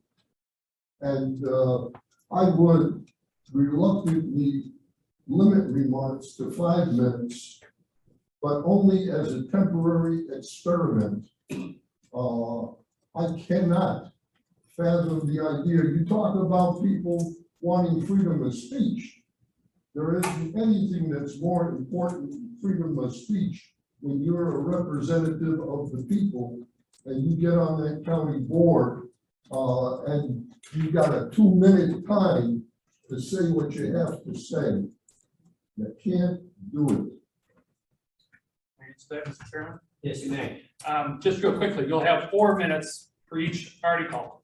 You've got 2 and 2, you've got 2, and somebody else can talk, and then they'll come back, so you'll have 4 minutes. You're saying 5, so you're getting a minute less, if you go that way. I'm not saying you have to go that way, but that's what I'm. Go back twice. Now, the other thing I said earlier, I said people have to learn that they cannot always say, like, say if you're saying something, then Brian can say, well, I agree, but this and that and other thing. We're gonna have to learn to go ahead and say, I agree with Supervisor Isaac, and then just move on. If you're gonna do it that way, that's fine. Elimination, I agree with you wholeheartedly, Paul, but if it's something you wanna bring in, just say it. I know that you know better, but say if you wanna bring something in and I don't let it come in, there's gonna be hard feelings there too. And I know what you're gonna say, if it has nothing to do with the county, we shouldn't be doing it. I've heard that from you for years, and I agree with you, and we're trying to. We're down to I think it's 13 items this month, so we're getting down there, so. But I listen to you wholeheartedly, and I understand where you're coming from. So I have just a couple thoughts really quick. Think about Sheboygan County, Fond du Lac County, Outagamie County, Brown County, Calumet County. All of those counties have some sort of limitation on the speech in terms of time. In fact, Sheboygan's a minute and a half, and then it goes to a minute and then 30 seconds. So you get three cracks at it. So I think the point A is actually there are a lot of counties, even around us, who have some sort of limitation. And for me, I actually hear what Supervisor Isaac is saying. And the counter to that is, I actually see it as a positive that we're focusing people on making their point. They should be thinking about this in a thorough, well-articulated way versus just off the cuff. I've seen so many meetings over the past year where we get into these conversations where they go on and on and on and on and on, and all of a sudden we're talking about something that has nothing to do with the resolution at hand. I can't tell you how many times. If you were to look at how much time we spend, I would actually tell you that we spend more time on superfluous types of conversations and points that trail off. I think having some sort of mechanism in place to have focus is a good thing. In fact, for the next board meeting, I know that I have points of view. I'm already working on my 2 minutes. And it's actually helping me hone in my thoughts and doing a tad more due diligence than just kind of getting up there and start talking. So I actually like that. My bigger concern with, as was mentioned with the freedom of speech, is what is more damaging to freedom of speech, having a person a chair decide what, and ultimately the chair does, but having this arbitrary decision of what is and is not important. I would much rather have more of latitude given on the breadth of what we talk about, agree that there has to be some basis for it. Then I'd rather have more latitude in that way and then have a more focused conversation than kill the conversation up front. I think that actually hurts free speech more than anything else because you're totally eliminating that speech. So I actually support this and for those reasons. I think it's preventing this. Am I going to ask a corporation, just like you Yes, language? Could you, listening to what everybody's saying, could you help me understand when it's, most of the person on the line, it's quite in the language here. Without leave of the board, line 9, and it appears again on line 24. Is that a suggestion that with the chairman's agreement or whatever, that discussion may go on longer? There is wiggle room with that wording, because the bottom line is they're just trying to say no member could speak more than 4 minutes on one question without leave of the board, meaning without permission of the entire board, if it's a substantial question. So So can I just ask for a clarification?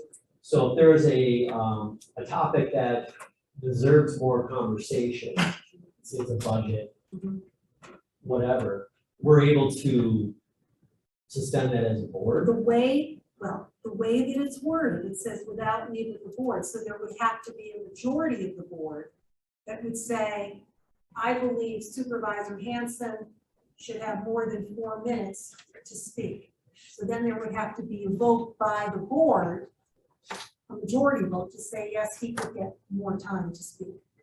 And that would be done via a motion Correct, for the order, once a simple motion, it's a simple majority. yes. But that means then, just playing this through, that happens every time. That could be, So that is, I mean, that's gonna be the washout with that. so if that were the case, I mean, you would take out without leave of the board. Let's see.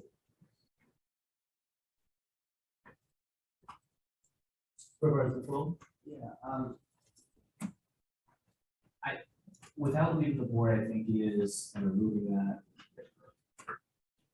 Probably, I mean, look, there will be things where we want it, those exceptions will happen, and those mechanisms probably should exist because we don't know what kind of situations may occur, or something may.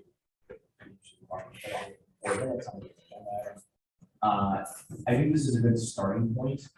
I know that shortening the meetings is going to be a multifaceted exercise, if you will. It's not going to be, we're not going to have a one size fits all solution for tapping time to speak or whatnot. I think it's a good place to start.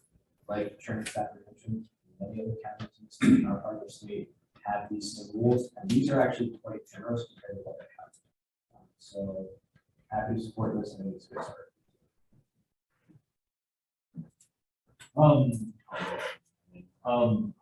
I definitely see, the issue of a lot of our county board meetings going off track. But the chair does have the ability to direct the discussion and control the discussion as part of the duties of what the chair does. The chair can interrupt and say, either your motion is dilatory, your conversation is dilatory. This is not germane to what the actual motion is. So the chair does have power to do that, and the chair has power to cut people off, and the board can also decide to adjourn and recess and carry on a second meeting if it goes late in the night. Sometimes that happens. we have, with this new county board, with all these new supervisors, I have to say that we have a lot of supervisors that are asking a lot of questions, and that's great, because we have to ask a lot of questions, that's our job, you know, so we have to ask a lot of questions about certain things. And sometimes, I mean, because we are citizens, you know, we're residents, we're not experts in this field, that we have to ask these questions, because we have to have that knowledge to understand before we actually put forth the vote. So that does take a lot of time, and, however, I mean, I definitely think that, we also should communicate to those supervisors that sometimes these questions can be done before the meeting. Unless there is a certain reason why you want to have them answer that question in front of the board, sometimes there could be. But if you do have questions, definitely try to approach them before the meeting, so that you're able to actually put forth your vote, and maybe just and explain in a short amount of time why you're voting. But I think that you know, this is something that, you know, we can exercise going forward, is that when we have these questions, it's great that we have these questions. It's great that we want to ask all sorts of things about the nuts and bolts of county government. That we should probably ask those questions to the pertinent people before the county board, before the meeting, so that we have that information already. That's a really quick way for us to bring our time down. So, I mean, I definitely think we should look into that to shorten our meetings, but at the same time, I just don't think that it's good for us to actually put a limit on this, because there could be some complex things that regarding a certain issue that requires a little bit more explanation, might go over the 2-minute mark. You know, we don't think that an issue like that would come forward, but sometimes it does. I mean, stranger things have happened. So I will be planning to vote no on this, but I definitely think that the county board should, as a whole, figure out ways of what we can do to shorten our meetings to make it a lot more efficient. And if need be, then we will have to adjourn and have a second meeting if it gets long. To answer Mr. Depperding, if you remember me saying though, if you have questions, like say if you have questions of me or someone else, that is not taken off your 2 minutes. That is not, it's just while you're asking your question, that you include in your 2 minutes. So, so that isn't, you don't have to get your answers and all that back and forth, so it isn't a hurry up and plan your speech like Supervisor Eisen did so graciously at the last meeting and have it all planned out. So yes, less than 2 minutes you did. Fair enough. So I would just respond to Supervisor Depperding. We do not want to run afoul of negative forums. So when you were talking about, well, maybe you could ask a supervisor a question before the meeting, if that supervisor was on a committee with you, and let's say it was a committee of 5 people, you could be running into the negative forum issue. So you need to be very, very leery. Yeah, I should probably rephrase it to like department heads. Yes, that's absolutely. Yeah. corporate counsel, wouldn't they be able to, like, say not this committee, but say they had a question of highway, couldn't they go and ask someone from the highway about the question that they had, so they knew possibly what their answers were? I mean, that's what these committees were picked for, is to go ahead and to do all of the study ahead of time.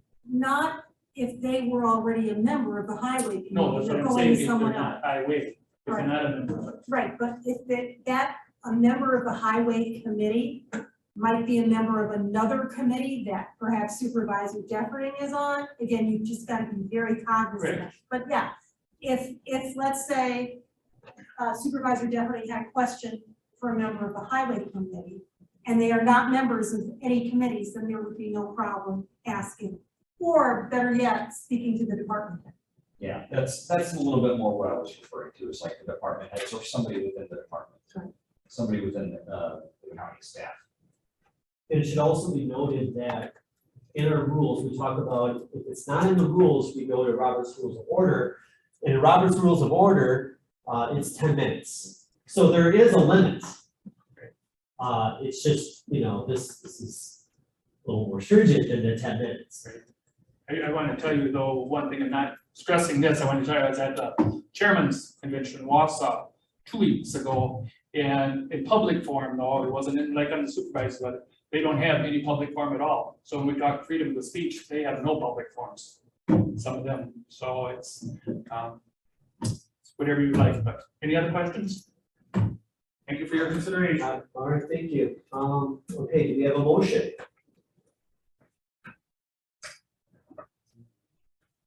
No, there's no one. Mr. Chair, I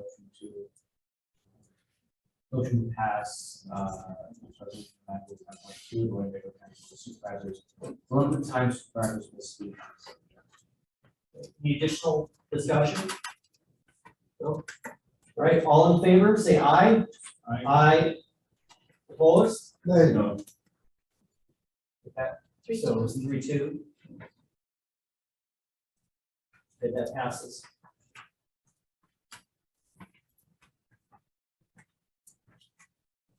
Okay, that closes 13. We're now going to go to item number 14, consideration vote. Resolution, create rule 18.8 of the Winnebago County Board of Supervisors to allow any member of any committee, commission, or board to vote remotely except for any meeting involving the Winnebago County Board of Supervisors, e.g., as an example, organizational, business budget, special orders. Since we do have the one of the authors here, if you'd like to just introduce it, you're more than welcome. Okay. To introduce it, and then the motions to discuss. Well, I'd like to introduce it. I know I should have made this motion back a couple months ago when we changed the visual. The reason I'm changing it, and we run check cards supporting a couple different reasons. One reason, I think committees, boards, commissions should be considered different. Number one, we are not, we are not considered, they don't have a sign, desk, whatever, as that rule does, that's one thing. But the bigger thing, I think to me and Chuck Farley are bringing this forward is because we have citizen members. There are at least 6 boards, commissions, or whatever that have citizen members. Chuck Farley has a couple of his committee, land and water. A couple people who this would definitely affect if they were not able to participate in a meeting remotely fully. And I gotta tell you, I'm on the ADRC committee and board, and we had our first hybrid meeting this afternoon before I came here. First time since we had any type of in-person meeting since February of 2020. And at that meeting today, we had 4 of our members, citizen members, on Zoom virtually. I think the option should be given to committees, commission boards, let them decide. I think that's one thing me and Chuck Farley were kind of upset at. We didn't get their survey on it, their input on it. I guess, I understand that the county board of operational board changed that rule a couple months ago. I guess we accept that, even though me and Chuck Farley don't like that rule, but we accept that until, next couple of years. But I think commissions, boards, commissions should be different because the biggest reason is they have citizen members. And how can we make a citizen member subject to the same rules as county board supervisors as that rule change applies? Thank you. Do I have a motion for this resolution?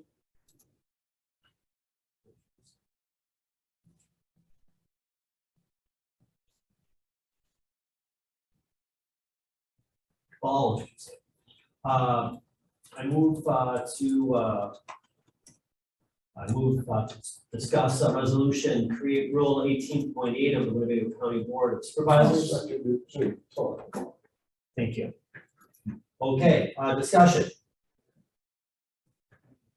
Yes. I have not yet decided, so I really need to hear some discussion.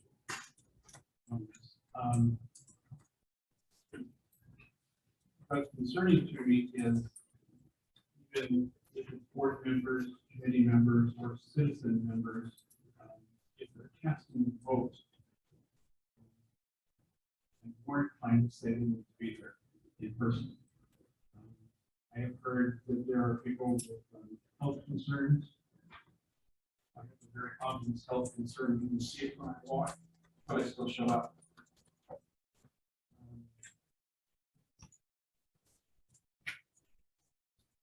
On the same line, I also understand that,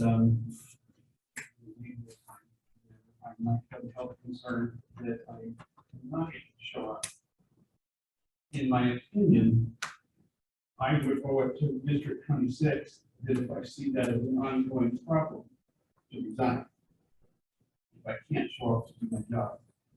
And so I think if you're voting, you need to be there. If you're just attending the meeting to offer an opinion, yes. Now, am I misunderstanding this resolution? That this is, if you're voting, that this is for voting amendments, correct?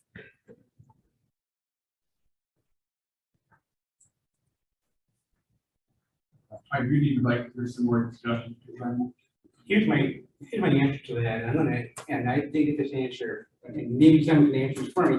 How does letting me either participate remotely or letting someone else participate remotely affect how I can participate? It doesn't. If the citizens of my district are very concerned about me not being at the meeting, they have a reason, they can go beyond office and complain to me. I do not get this, I really don't. That's why I voted for it, the general rule, but that got passed. Your participation in the meeting should not, is how you choose to raise your hand, recognizing anyone. If you want to be at the meeting, that's your choice. Not everyone can, for whatever reason. And I think if they want to fully participate, I'm saying they can order, they should be able to. I don't get that. Someone tried to convince me that, and I've heard this opinion, oh, if you're professional, to show up, blah, blah. I agree to a certain point, but what if you can't? And I think it's the responsibility of the district. If they have a problem, they can say something. I think we are putting what we feel in place what others do. And like I say, I'm gonna go back, my original, your counter is, and I keep on saying, how does letting anyone participate remotely affect how anyone else can participate in the meeting in person? So I'm going to speak to that as chair of this committee. Okay. As the chair of this committee, I make a difference. I see a difference between participation and voting. So participation is this right now. We're all kind of talking, we're interacting. That's participation. And then there's the voting. And I'll give you an example. We had a JPS committee meeting a few months ago when one of our esteemed members was traveling. And he was able to participate, sort of, there's technology issues. So there are always technology issues. And it came to a vote. And we didn't know what he voted on. He thought, or this person thought maybe they voted this way. We didn't hear it. It caused a lot of confusion. And not, it caused a lot of confusion. Now we're gonna get into a situation where after the fact, we're gonna have to go back and now look at these results. I find that extremely dangerous, extremely dangerous. How did that affect you? Seriously. Well, how did you get, you haven't answered my question. How did that Mr. affect Norton, your? Mr. Norton, How did that affect I am your- speaking. So when we talk about that, we have to be really careful about making sure that we have the right structure in place so we get solid and good information for that vote, for the people. The other thing is, there are some members who aren't accountable to the population. They're appointed, they're not elected. So those people, they're really not accountable, not to the people, not really. So that's also a concern of mine. There is a level of being disciplined. and not taking something seriously.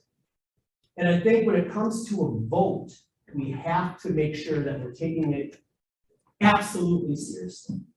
And so as I consider the totality of everything, I am concerned about that. And I will say this much, when I was originally thinking about this, I had a very strong opinion on it. And it's basically, I couldn't support this at all. I understand and I see that there might be a possibility of a commission or a committee who needs to have some sort of vote that's outside of physical in person. And of course, this assumes that there's no pandemic, because that could be voted on and those rules can be suspended. So I'm assuming that's not that. I wouldn't be opposed to saying something like, if that commission, committee, or board had 3/4 of its membership agree to a remote option for voting, I wouldn't be opposed to that. But a blanket, I think, is extremely dangerous. So that's kind of where I'm at on that. I know that there were other supervisors who wanted to speak. I believe you were next. Well, thank you, Yes. Mr. Chairman. Before the pandemic, voting attendance was face to face. We experienced an emergency. We were also going through a digital technological change, because there were some rumblings from supervisors to have a remote option come through, but it was nothing that really took hold. The pandemic led us to Zoom. It led us to the hybrid meetings and the recordings and the video streamings of these meetings. I have opposed some of these digital technological advances. I oppose the hybrid form of meeting, which the majority of the county board felt was appropriate.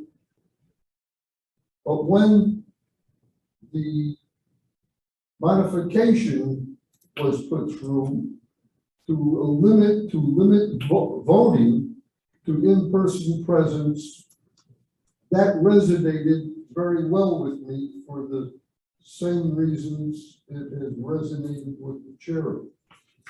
I personally would oppose giving a blanket authority to vote remotely. As a matter of fact,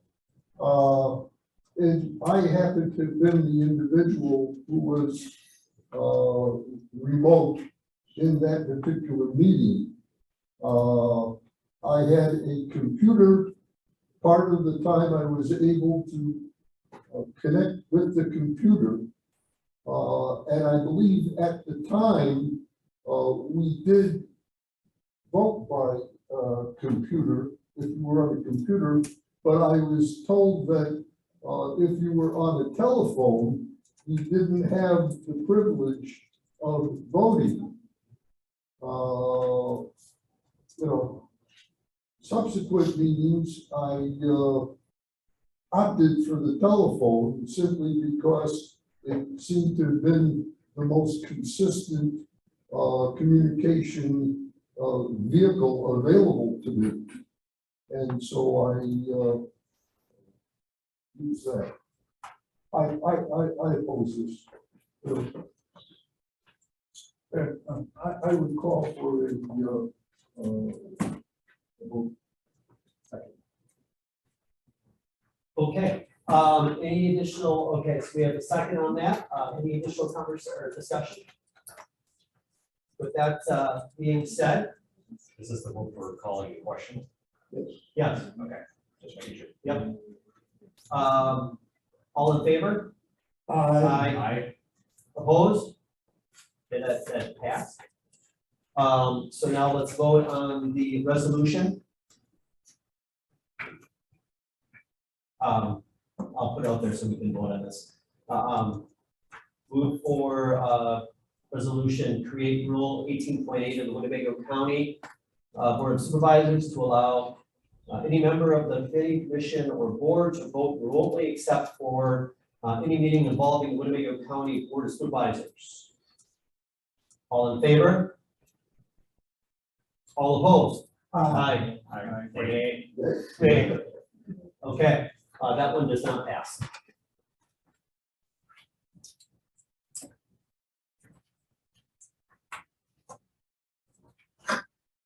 Okay, we're opening item 15.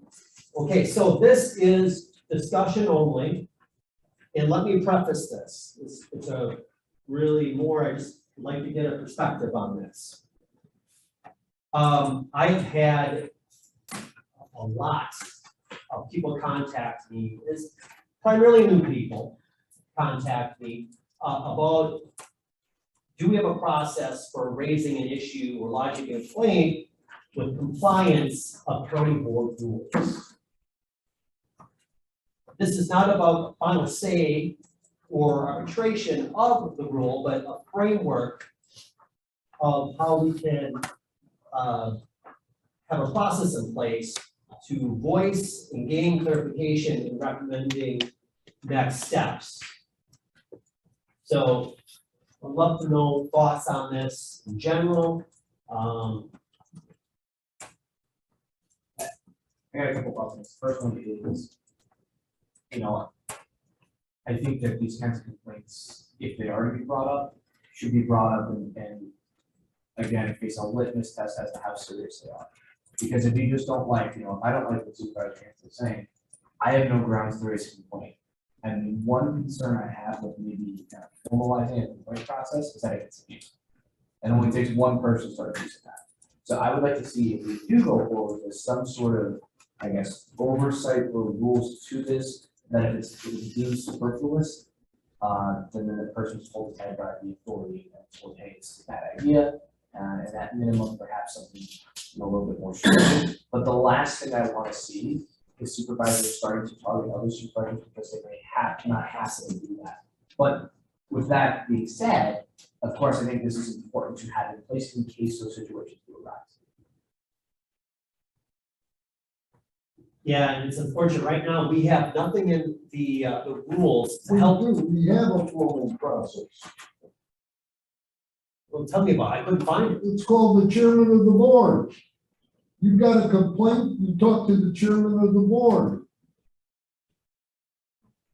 If he assigns the vice chairman to handle complaint department, then he doesn't. All right, I don't think that 15 is an issue. Okay. It's unfortunate that all of the responsibilities fall on his shoulders, but that's when he gets paid the $5,000. That's right, yeah. Can I ask Mr. Supervisor Eisen, it's not written any place, so is it? I think that's what they're asking. Well, it's written in Robert's rules. Well, right. You got anything to Nothing in go, ours, it right. goes to the chair. Right. So, He's the main complaint department, right, so is and it, his assistant is the county clerk. She collects the complaints. right, so the question is it worth memorializing that within? No, That's the question. no. We want to get home before 9 o'clock, please. And the same thing, if you're gonna put this in front of the whole county board of 36 supervisors. This is a question, you can think about, but let's move on. I don't think the end result of this discussion is a resolution. No. I think it's just, and I'm just kind of addressing supervisors and concern about this. I don't think it's about saying, hey, we're gonna put forward a resolution about saying, okay, here's the formalized process and just repeating ourselves versus what's in Robert's Rules of Order. I just think there are some people who are new to the board who may not be familiar with Robert's rules and that they are still trying to figure that out. There's a chairman, I go talk to your chairman. That's what his job is, to lead the flock. So if I may, what might remedy the situation with the new board members is during the county board chair's portion in the meeting where he speaks, you could say, and oh, by the way, if anybody has any issues with process or rules, you can come and see me. Or, I'm right by the coroner's office. or even better, what's your cell phone number? So we get there right away. I think that is actually a really good approach. If the chairman would be so inclined, I think would help. Well, it's his responsibility, don't have a choice. All right. What he said. Okay, any additional discussion on item 15? No. Okay, with that, we're going to close item 15, move to item 16. This is another discussion. And it's add section 26, role of the county board supervisor to the rules of Winnebago County Board of Supervisors. This was a resolution that actually I put together during the marathon session that was the organizational meeting. And I pulled it because it was getting quite late.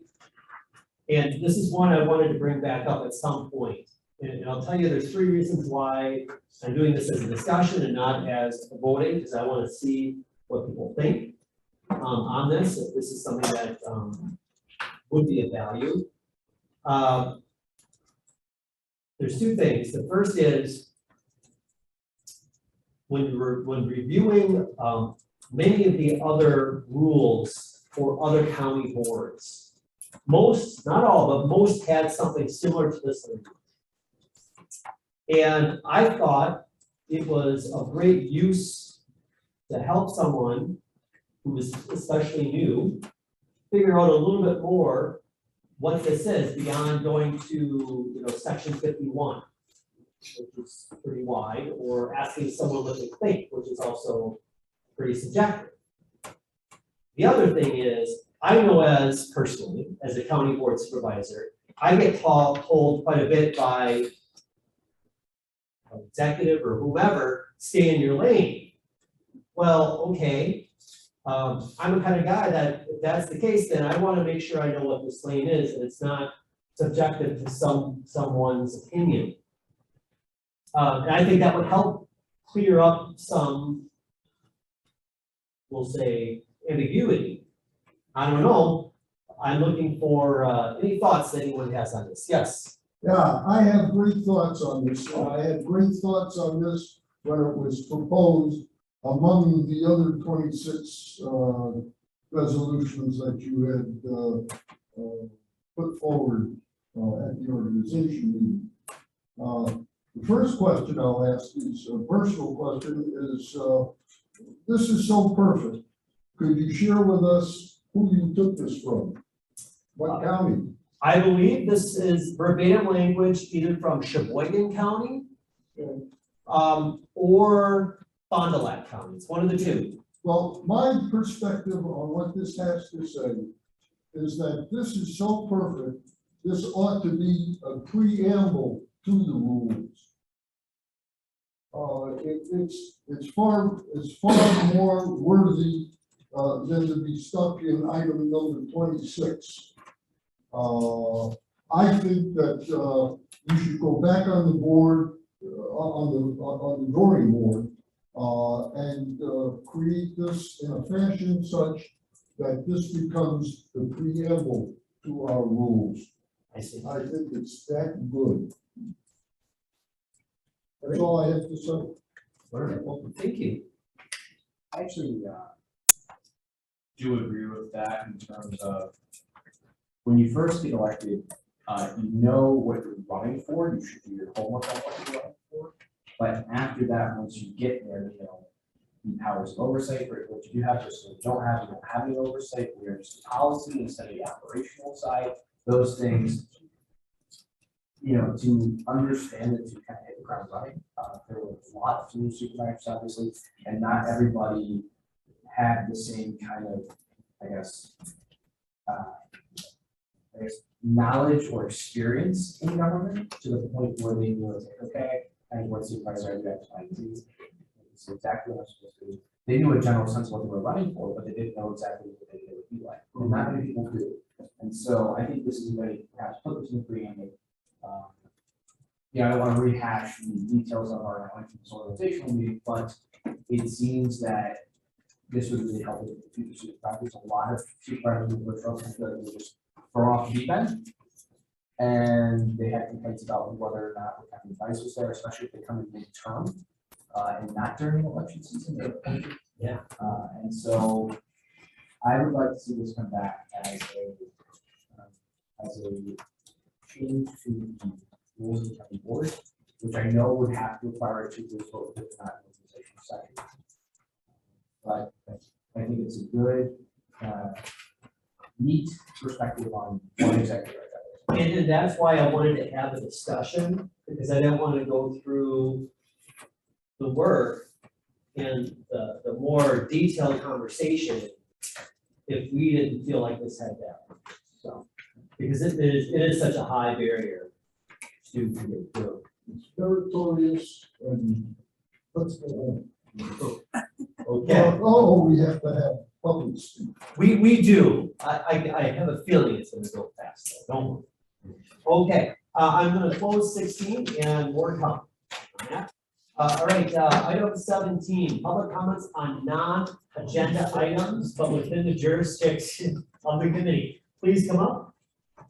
My name is Jim Ponzer, 402 Baldwin, District 18 Supervisor. The reason I came here because it's smaller. I had the chairman and the sheriff, so this ought to go good. You know what it's about, I'm sure just with that. That Second Amendment that you folks are bringing on up, I have to have my daughter download it, read it. My first question, how can that possibly be legal that under the red flag law you put in there, and you are gonna take away money from law enforcement so that they can't do it when it's gonna be the law? You're asking us to break the laws the way I'm reading it. That's number one. Can somebody answer that? I don't think we can. Well, Because it's not an agenda. No, I'm serious, like, I think we could probably talk about it like offside, but Okay, then But- I'll leave that as but we a can't comment. talk about it. No. can we bring that up? Within the jurisdiction of the committee, and you would vote, so you can't. So we can. You can't, so I'm gonna, can I leave that there as a question for next week for you to come up with an answer? Certainly. Well, we can, Coming up on the board. right, That's yeah, what- I that's would, what I'm I saying. would do that, but. I thought I had everybody here, wow, this will go. Right, yeah, does anyone wanna comment on that? Oh, but specific it's question? legal, Yeah, we can talk, I was just clarifying, okay, yeah, we're good. I'd like to know how that could be. Because somebody did it too. Well, I can partially answer it. I can only partially answer it. You know, obviously, you know, us as a county, we're beholden to state statutes. You know, so we are beholden to state laws. But at the same time, we still can prioritize that in regards to budget policy to a certain extent. Maybe not necessarily on a policy angle, but certainly to a budget angle. You know, a perfect example is, you know, let's say someone commits a crime and the district attorney can use, there's still some tools available where the district attorney could choose not to prioritize a case. And so that has happened before. Same goes with the county too. We can choose on how we want to enforce state statutes by where we put our budget, where we put our money. Again, that's limited. It's not 100%. That sounds like a lot of little talk and little truth and a little non-truth. we're supposed to follow the law. I have people call me up about this. We are to follow the law. When you put it in there, you're gonna take money from him, or not appropriate, I believe that's the word you use. You're not gonna appropriate money. Isn't that just like defunding the police? We have the ability to defund. Wow. Is that what we're here for? We have that ability as supervisors. I'm not saying that that's what we want to. Then why would you bring that? It's. I got people screaming at me about this, Right. and I'm gonna have them come down there then. Well, Because these aren't good answers. you know, keep in mind too, that there are lots of things that the state does that us as supervisors, we may or may not agree with. But we don't put it in writing not to abide by it. And we don't want to and these are things that could directly affect our residents. And Yeah. what should we tell them that our hands are tied? Well, let's put it that way. It could affect the residents. I'm gonna take that red flag law. I don't know why I can't see that fast. But I read it up on it. Husband and wife are gonna get in a fight. It never happens, very rarely. All right, he accuses her of cheating. Police come, one of them's gotta go, so they haul him out. According to that, they can't confiscate a weapon, even though he's got an arsenal there, okay? Sits in jail 3 days. The judge is going, could ask how long it would have been. Sits in jail 2-3 days, whatever it is. He gets out of jail. Now he's fuming. Picks up a gun, goes to a workplace and starts shooting them all. I'll find out who did this. It don't say it doesn't happen, it happens. Now, the people that have been shot, their relatives or whatever you want to call them, survivors, they're gonna sue the county because we endorse this. Correct? We're endorsing it according to that. We're taking it away from him, not to arrest somebody.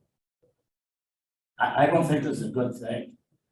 If you think that that's a possibility. Well, it's not, it's happened.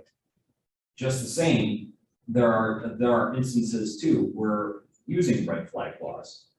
That when it becomes a domestic dispute, when it becomes a domestic abuse incident, sometimes the aggressor then reports that the other person has mental health conditions. Under that red flag law, they then pull the take away all the armaments of that person. And once that happens, you know, per red flag laws, per enforcing the law, we are then disarming that person, which later turns into a victim of the abuser. Okay. Now let's keep going on that, taking away weapons. I've owned guns for 50 years. I've never had one taken away. You know why? I didn't break the law. I think you guys, I don't know where you came up with this, but I'm not very happy. A lot of the people in my district do not like it. And so I said, I'll ask.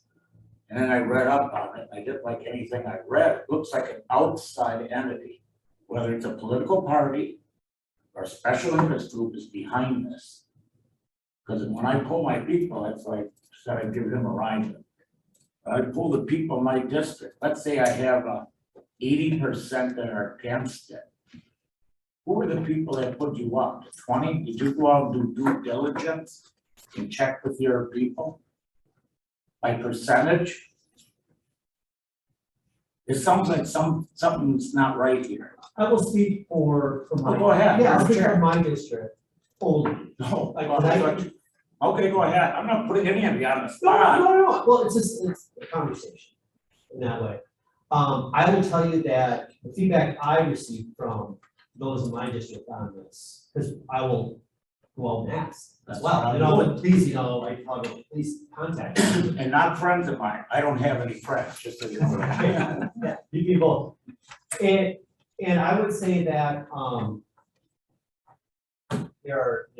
the people in my district, it's very much evenly split. And I'll be real honest, there's quite a few people who are concerned with what you expressed, Okay. right? I would say an equal amount have expressed concerns that of Supervisor Defferty. In your example, there are people that have personally experienced,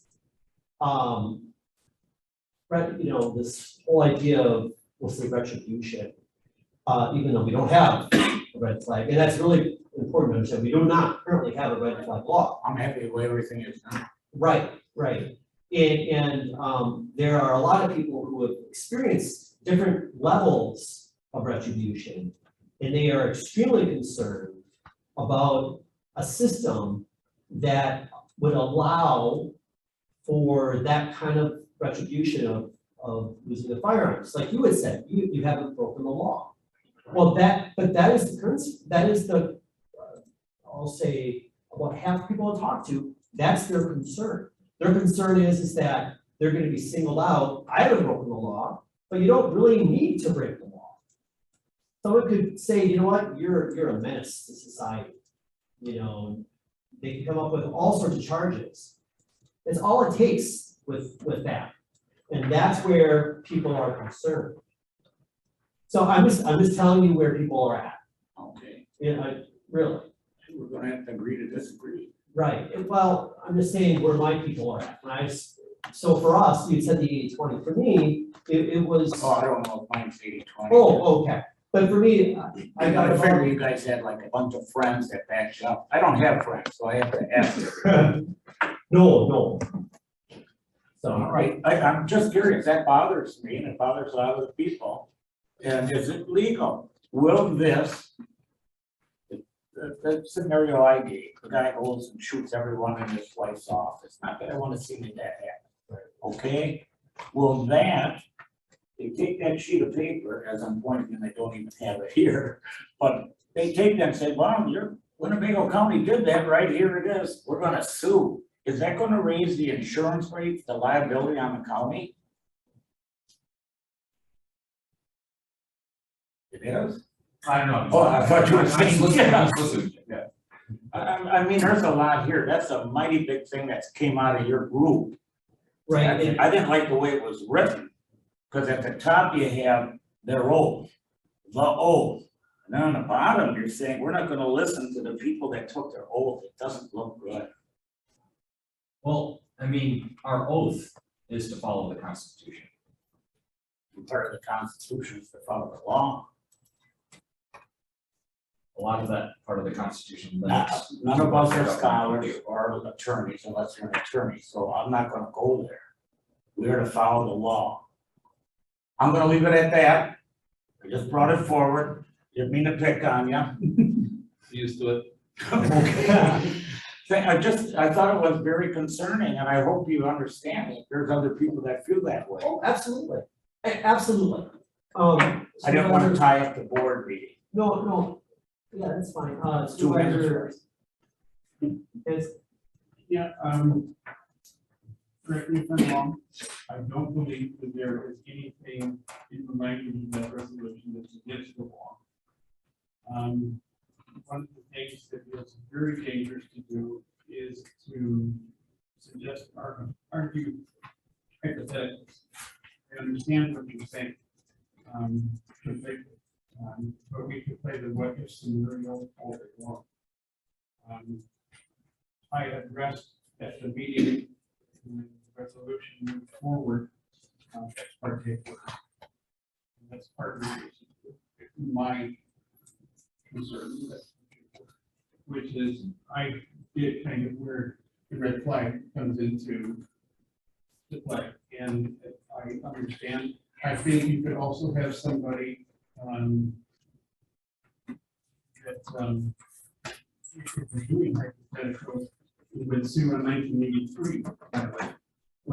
Is it 18 U.S.C. or 42 U.S.C. 1983 by the way? So you can get issues on either side.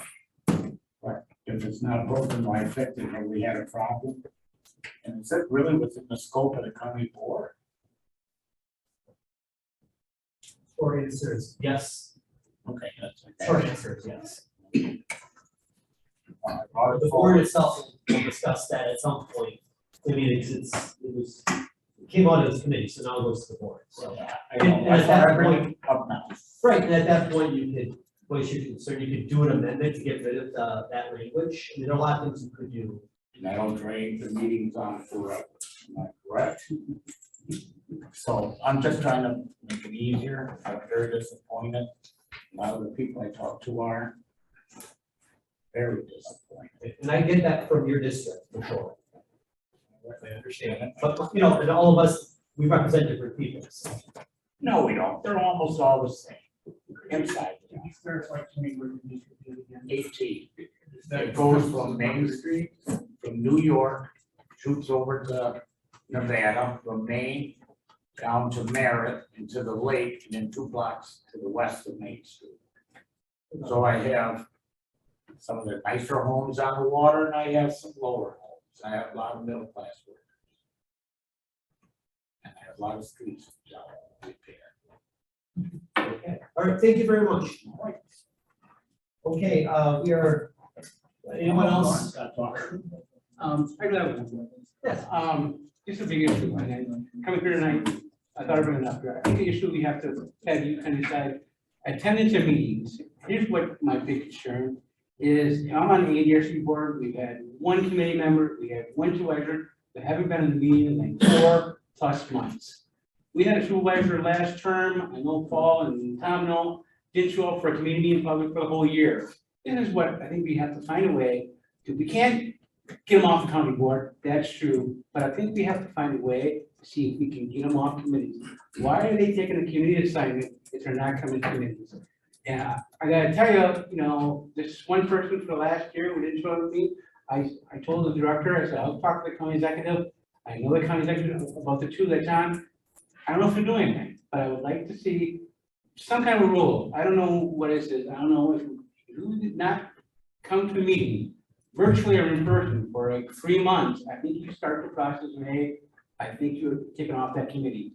Not off the county board, we can't do that, but off the committee. And I would like to see that done. Like I say, this one supervisor, I think the last term, hardly showed up out at all, and I know people are talking about it. And we have other people who have had, like Supervisor Hanson said, who've been sick. Okay, they're sick, I understand that. If they can't come in a board meeting or participate that way, fine, but a community meeting is different. So I would like some type of rule to maybe to be brought up and maybe implemented.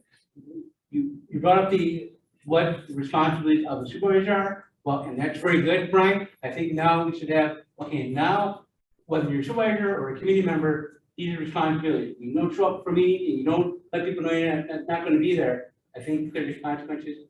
Maybe we find a replacement for it. That's my suggestion. All right, thank you very much. Just a quick clarification.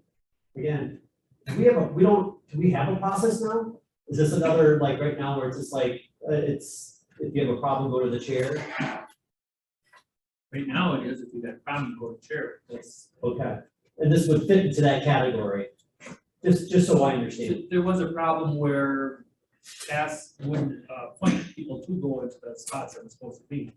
But so far, we haven't had that problem, but it's like I told you before when I talked to you, I guarantee you that if we have an open spot, we will find someone to fill that spot on committee or on the board. Right. But you don't have that problem. Okay, all right. Yes, If you have the power to appoint an individual, you ought to have the power to withdraw them.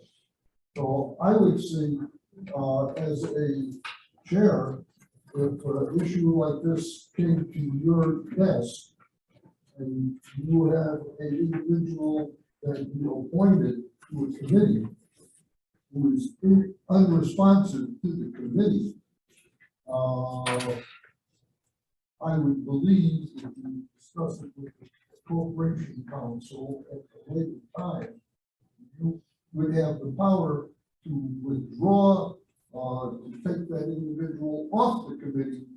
And of course, the county board can confirm your action just as they confirmed the appointment.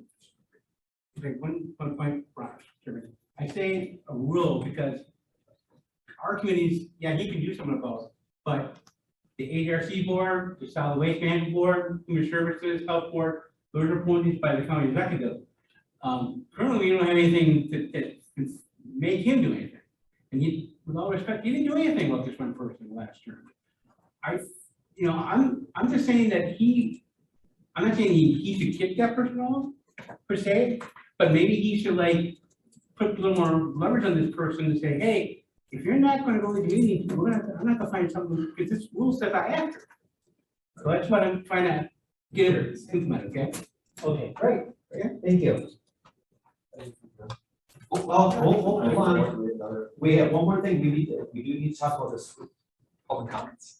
Oh, Adding to the agenda, there was a lot of interest when I was talking, and I don't wanna be accused of acting outside of a quorum or something, but I just thought I would share this. It's the overdose fatality review synopsis. It has statistics dating all the way back to 2001. I would argue that as the silo of disciplines between law enforcement, public health, human services have all become eroded, and there's really, like, we're doing paramedic stuff, now we're doing medical assisted treatment. I would think if you wanna have a presentation on that, the facilitator's information is on the back page. Jennifer Scholasky, reach out to her, ask her to show up at this meeting and ask her all these questions, because they establish like what our priorities are moving forward, where we were. You'll see in 2001, there were 3 overdoses, last year there were 41. So it's good information. I thank you, so I'm gonna ask, so she's an employee of the county? She's a contracted employer. She's a professional facilitator. She has a PhD from Madison, and this is what she does. Oh. Yep. She's an independent contractor. Yeah. Got it. Yep. Okay. I was here today, this was very. Was that- very okay. helpful. Yeah, so we're on that, and we partner with them a ton, and she's a great resource, and there seemed to be a lot of interest, so I thought that'd be a worthwhile share. Thank you. Thank you. Okay, any other comments from the public? Okay, we're gonna close 17. Oh, did I miss someone else? Oh, we're gonna close item 17. We're gonna briefly talk about item 18 really quick. There has been a request, maybe a request is too strong. There's been a question. If we would consider possibly moving the date that we select on an ongoing basis for 2 reasons. The first reason is whatever we approve today will be delayed about a month because of the deadline for the county board meeting. So the county board meeting deadline agenda is Monday at noon for next week. So anything that we do tonight can't go until the next meeting. He said Monday today. The Yeah. deadline was today. Yeah, the deadline's today, but anything we discuss today can't go to the board next week. It has to wait until the following, at least the following one. So the question is, and Change the rule. we could change the rule or we could change the meeting time, one of the two. Change the rule. Because you're gonna run this time and again, you're gonna have an issue that you're gonna settle tonight, that you're gonna wanna get on the board when it meets a week from, the meeting. They're always gonna meet on a Tuesday, and we're always gonna be meeting on a Monday. Unless we And we're meet, always gonna miss the 12 o'clock because we move it, we meet at, 6 o'clock. right, unless, So say 12 o'clock, midnight, you get it to them, But we have, so that they can work it in the Wait, morning. which is an option. Or we could be that Monday of the first week versus the Monday of the second, week, like we had before. Well, the first Monday was always the Monday allocated to emergency management. If you prefer to, meet the first Monday of the month rather than the second Monday of the month, you can solve the problem. I don't think that there'd be you have to have all the members of the committee. Right, I think that's good. I know that, the timing, we'll make sure that we get everything on the agenda. Except the first. Point of order, Mr. Chairman. I'm sorry. I'm speaking, I don't want Mr. Supervisor to hand off. Appreciate it, thank you. Having this be done before the deadline is important, so that things will pass and tell you that. Mondays, first Monday, it's fine.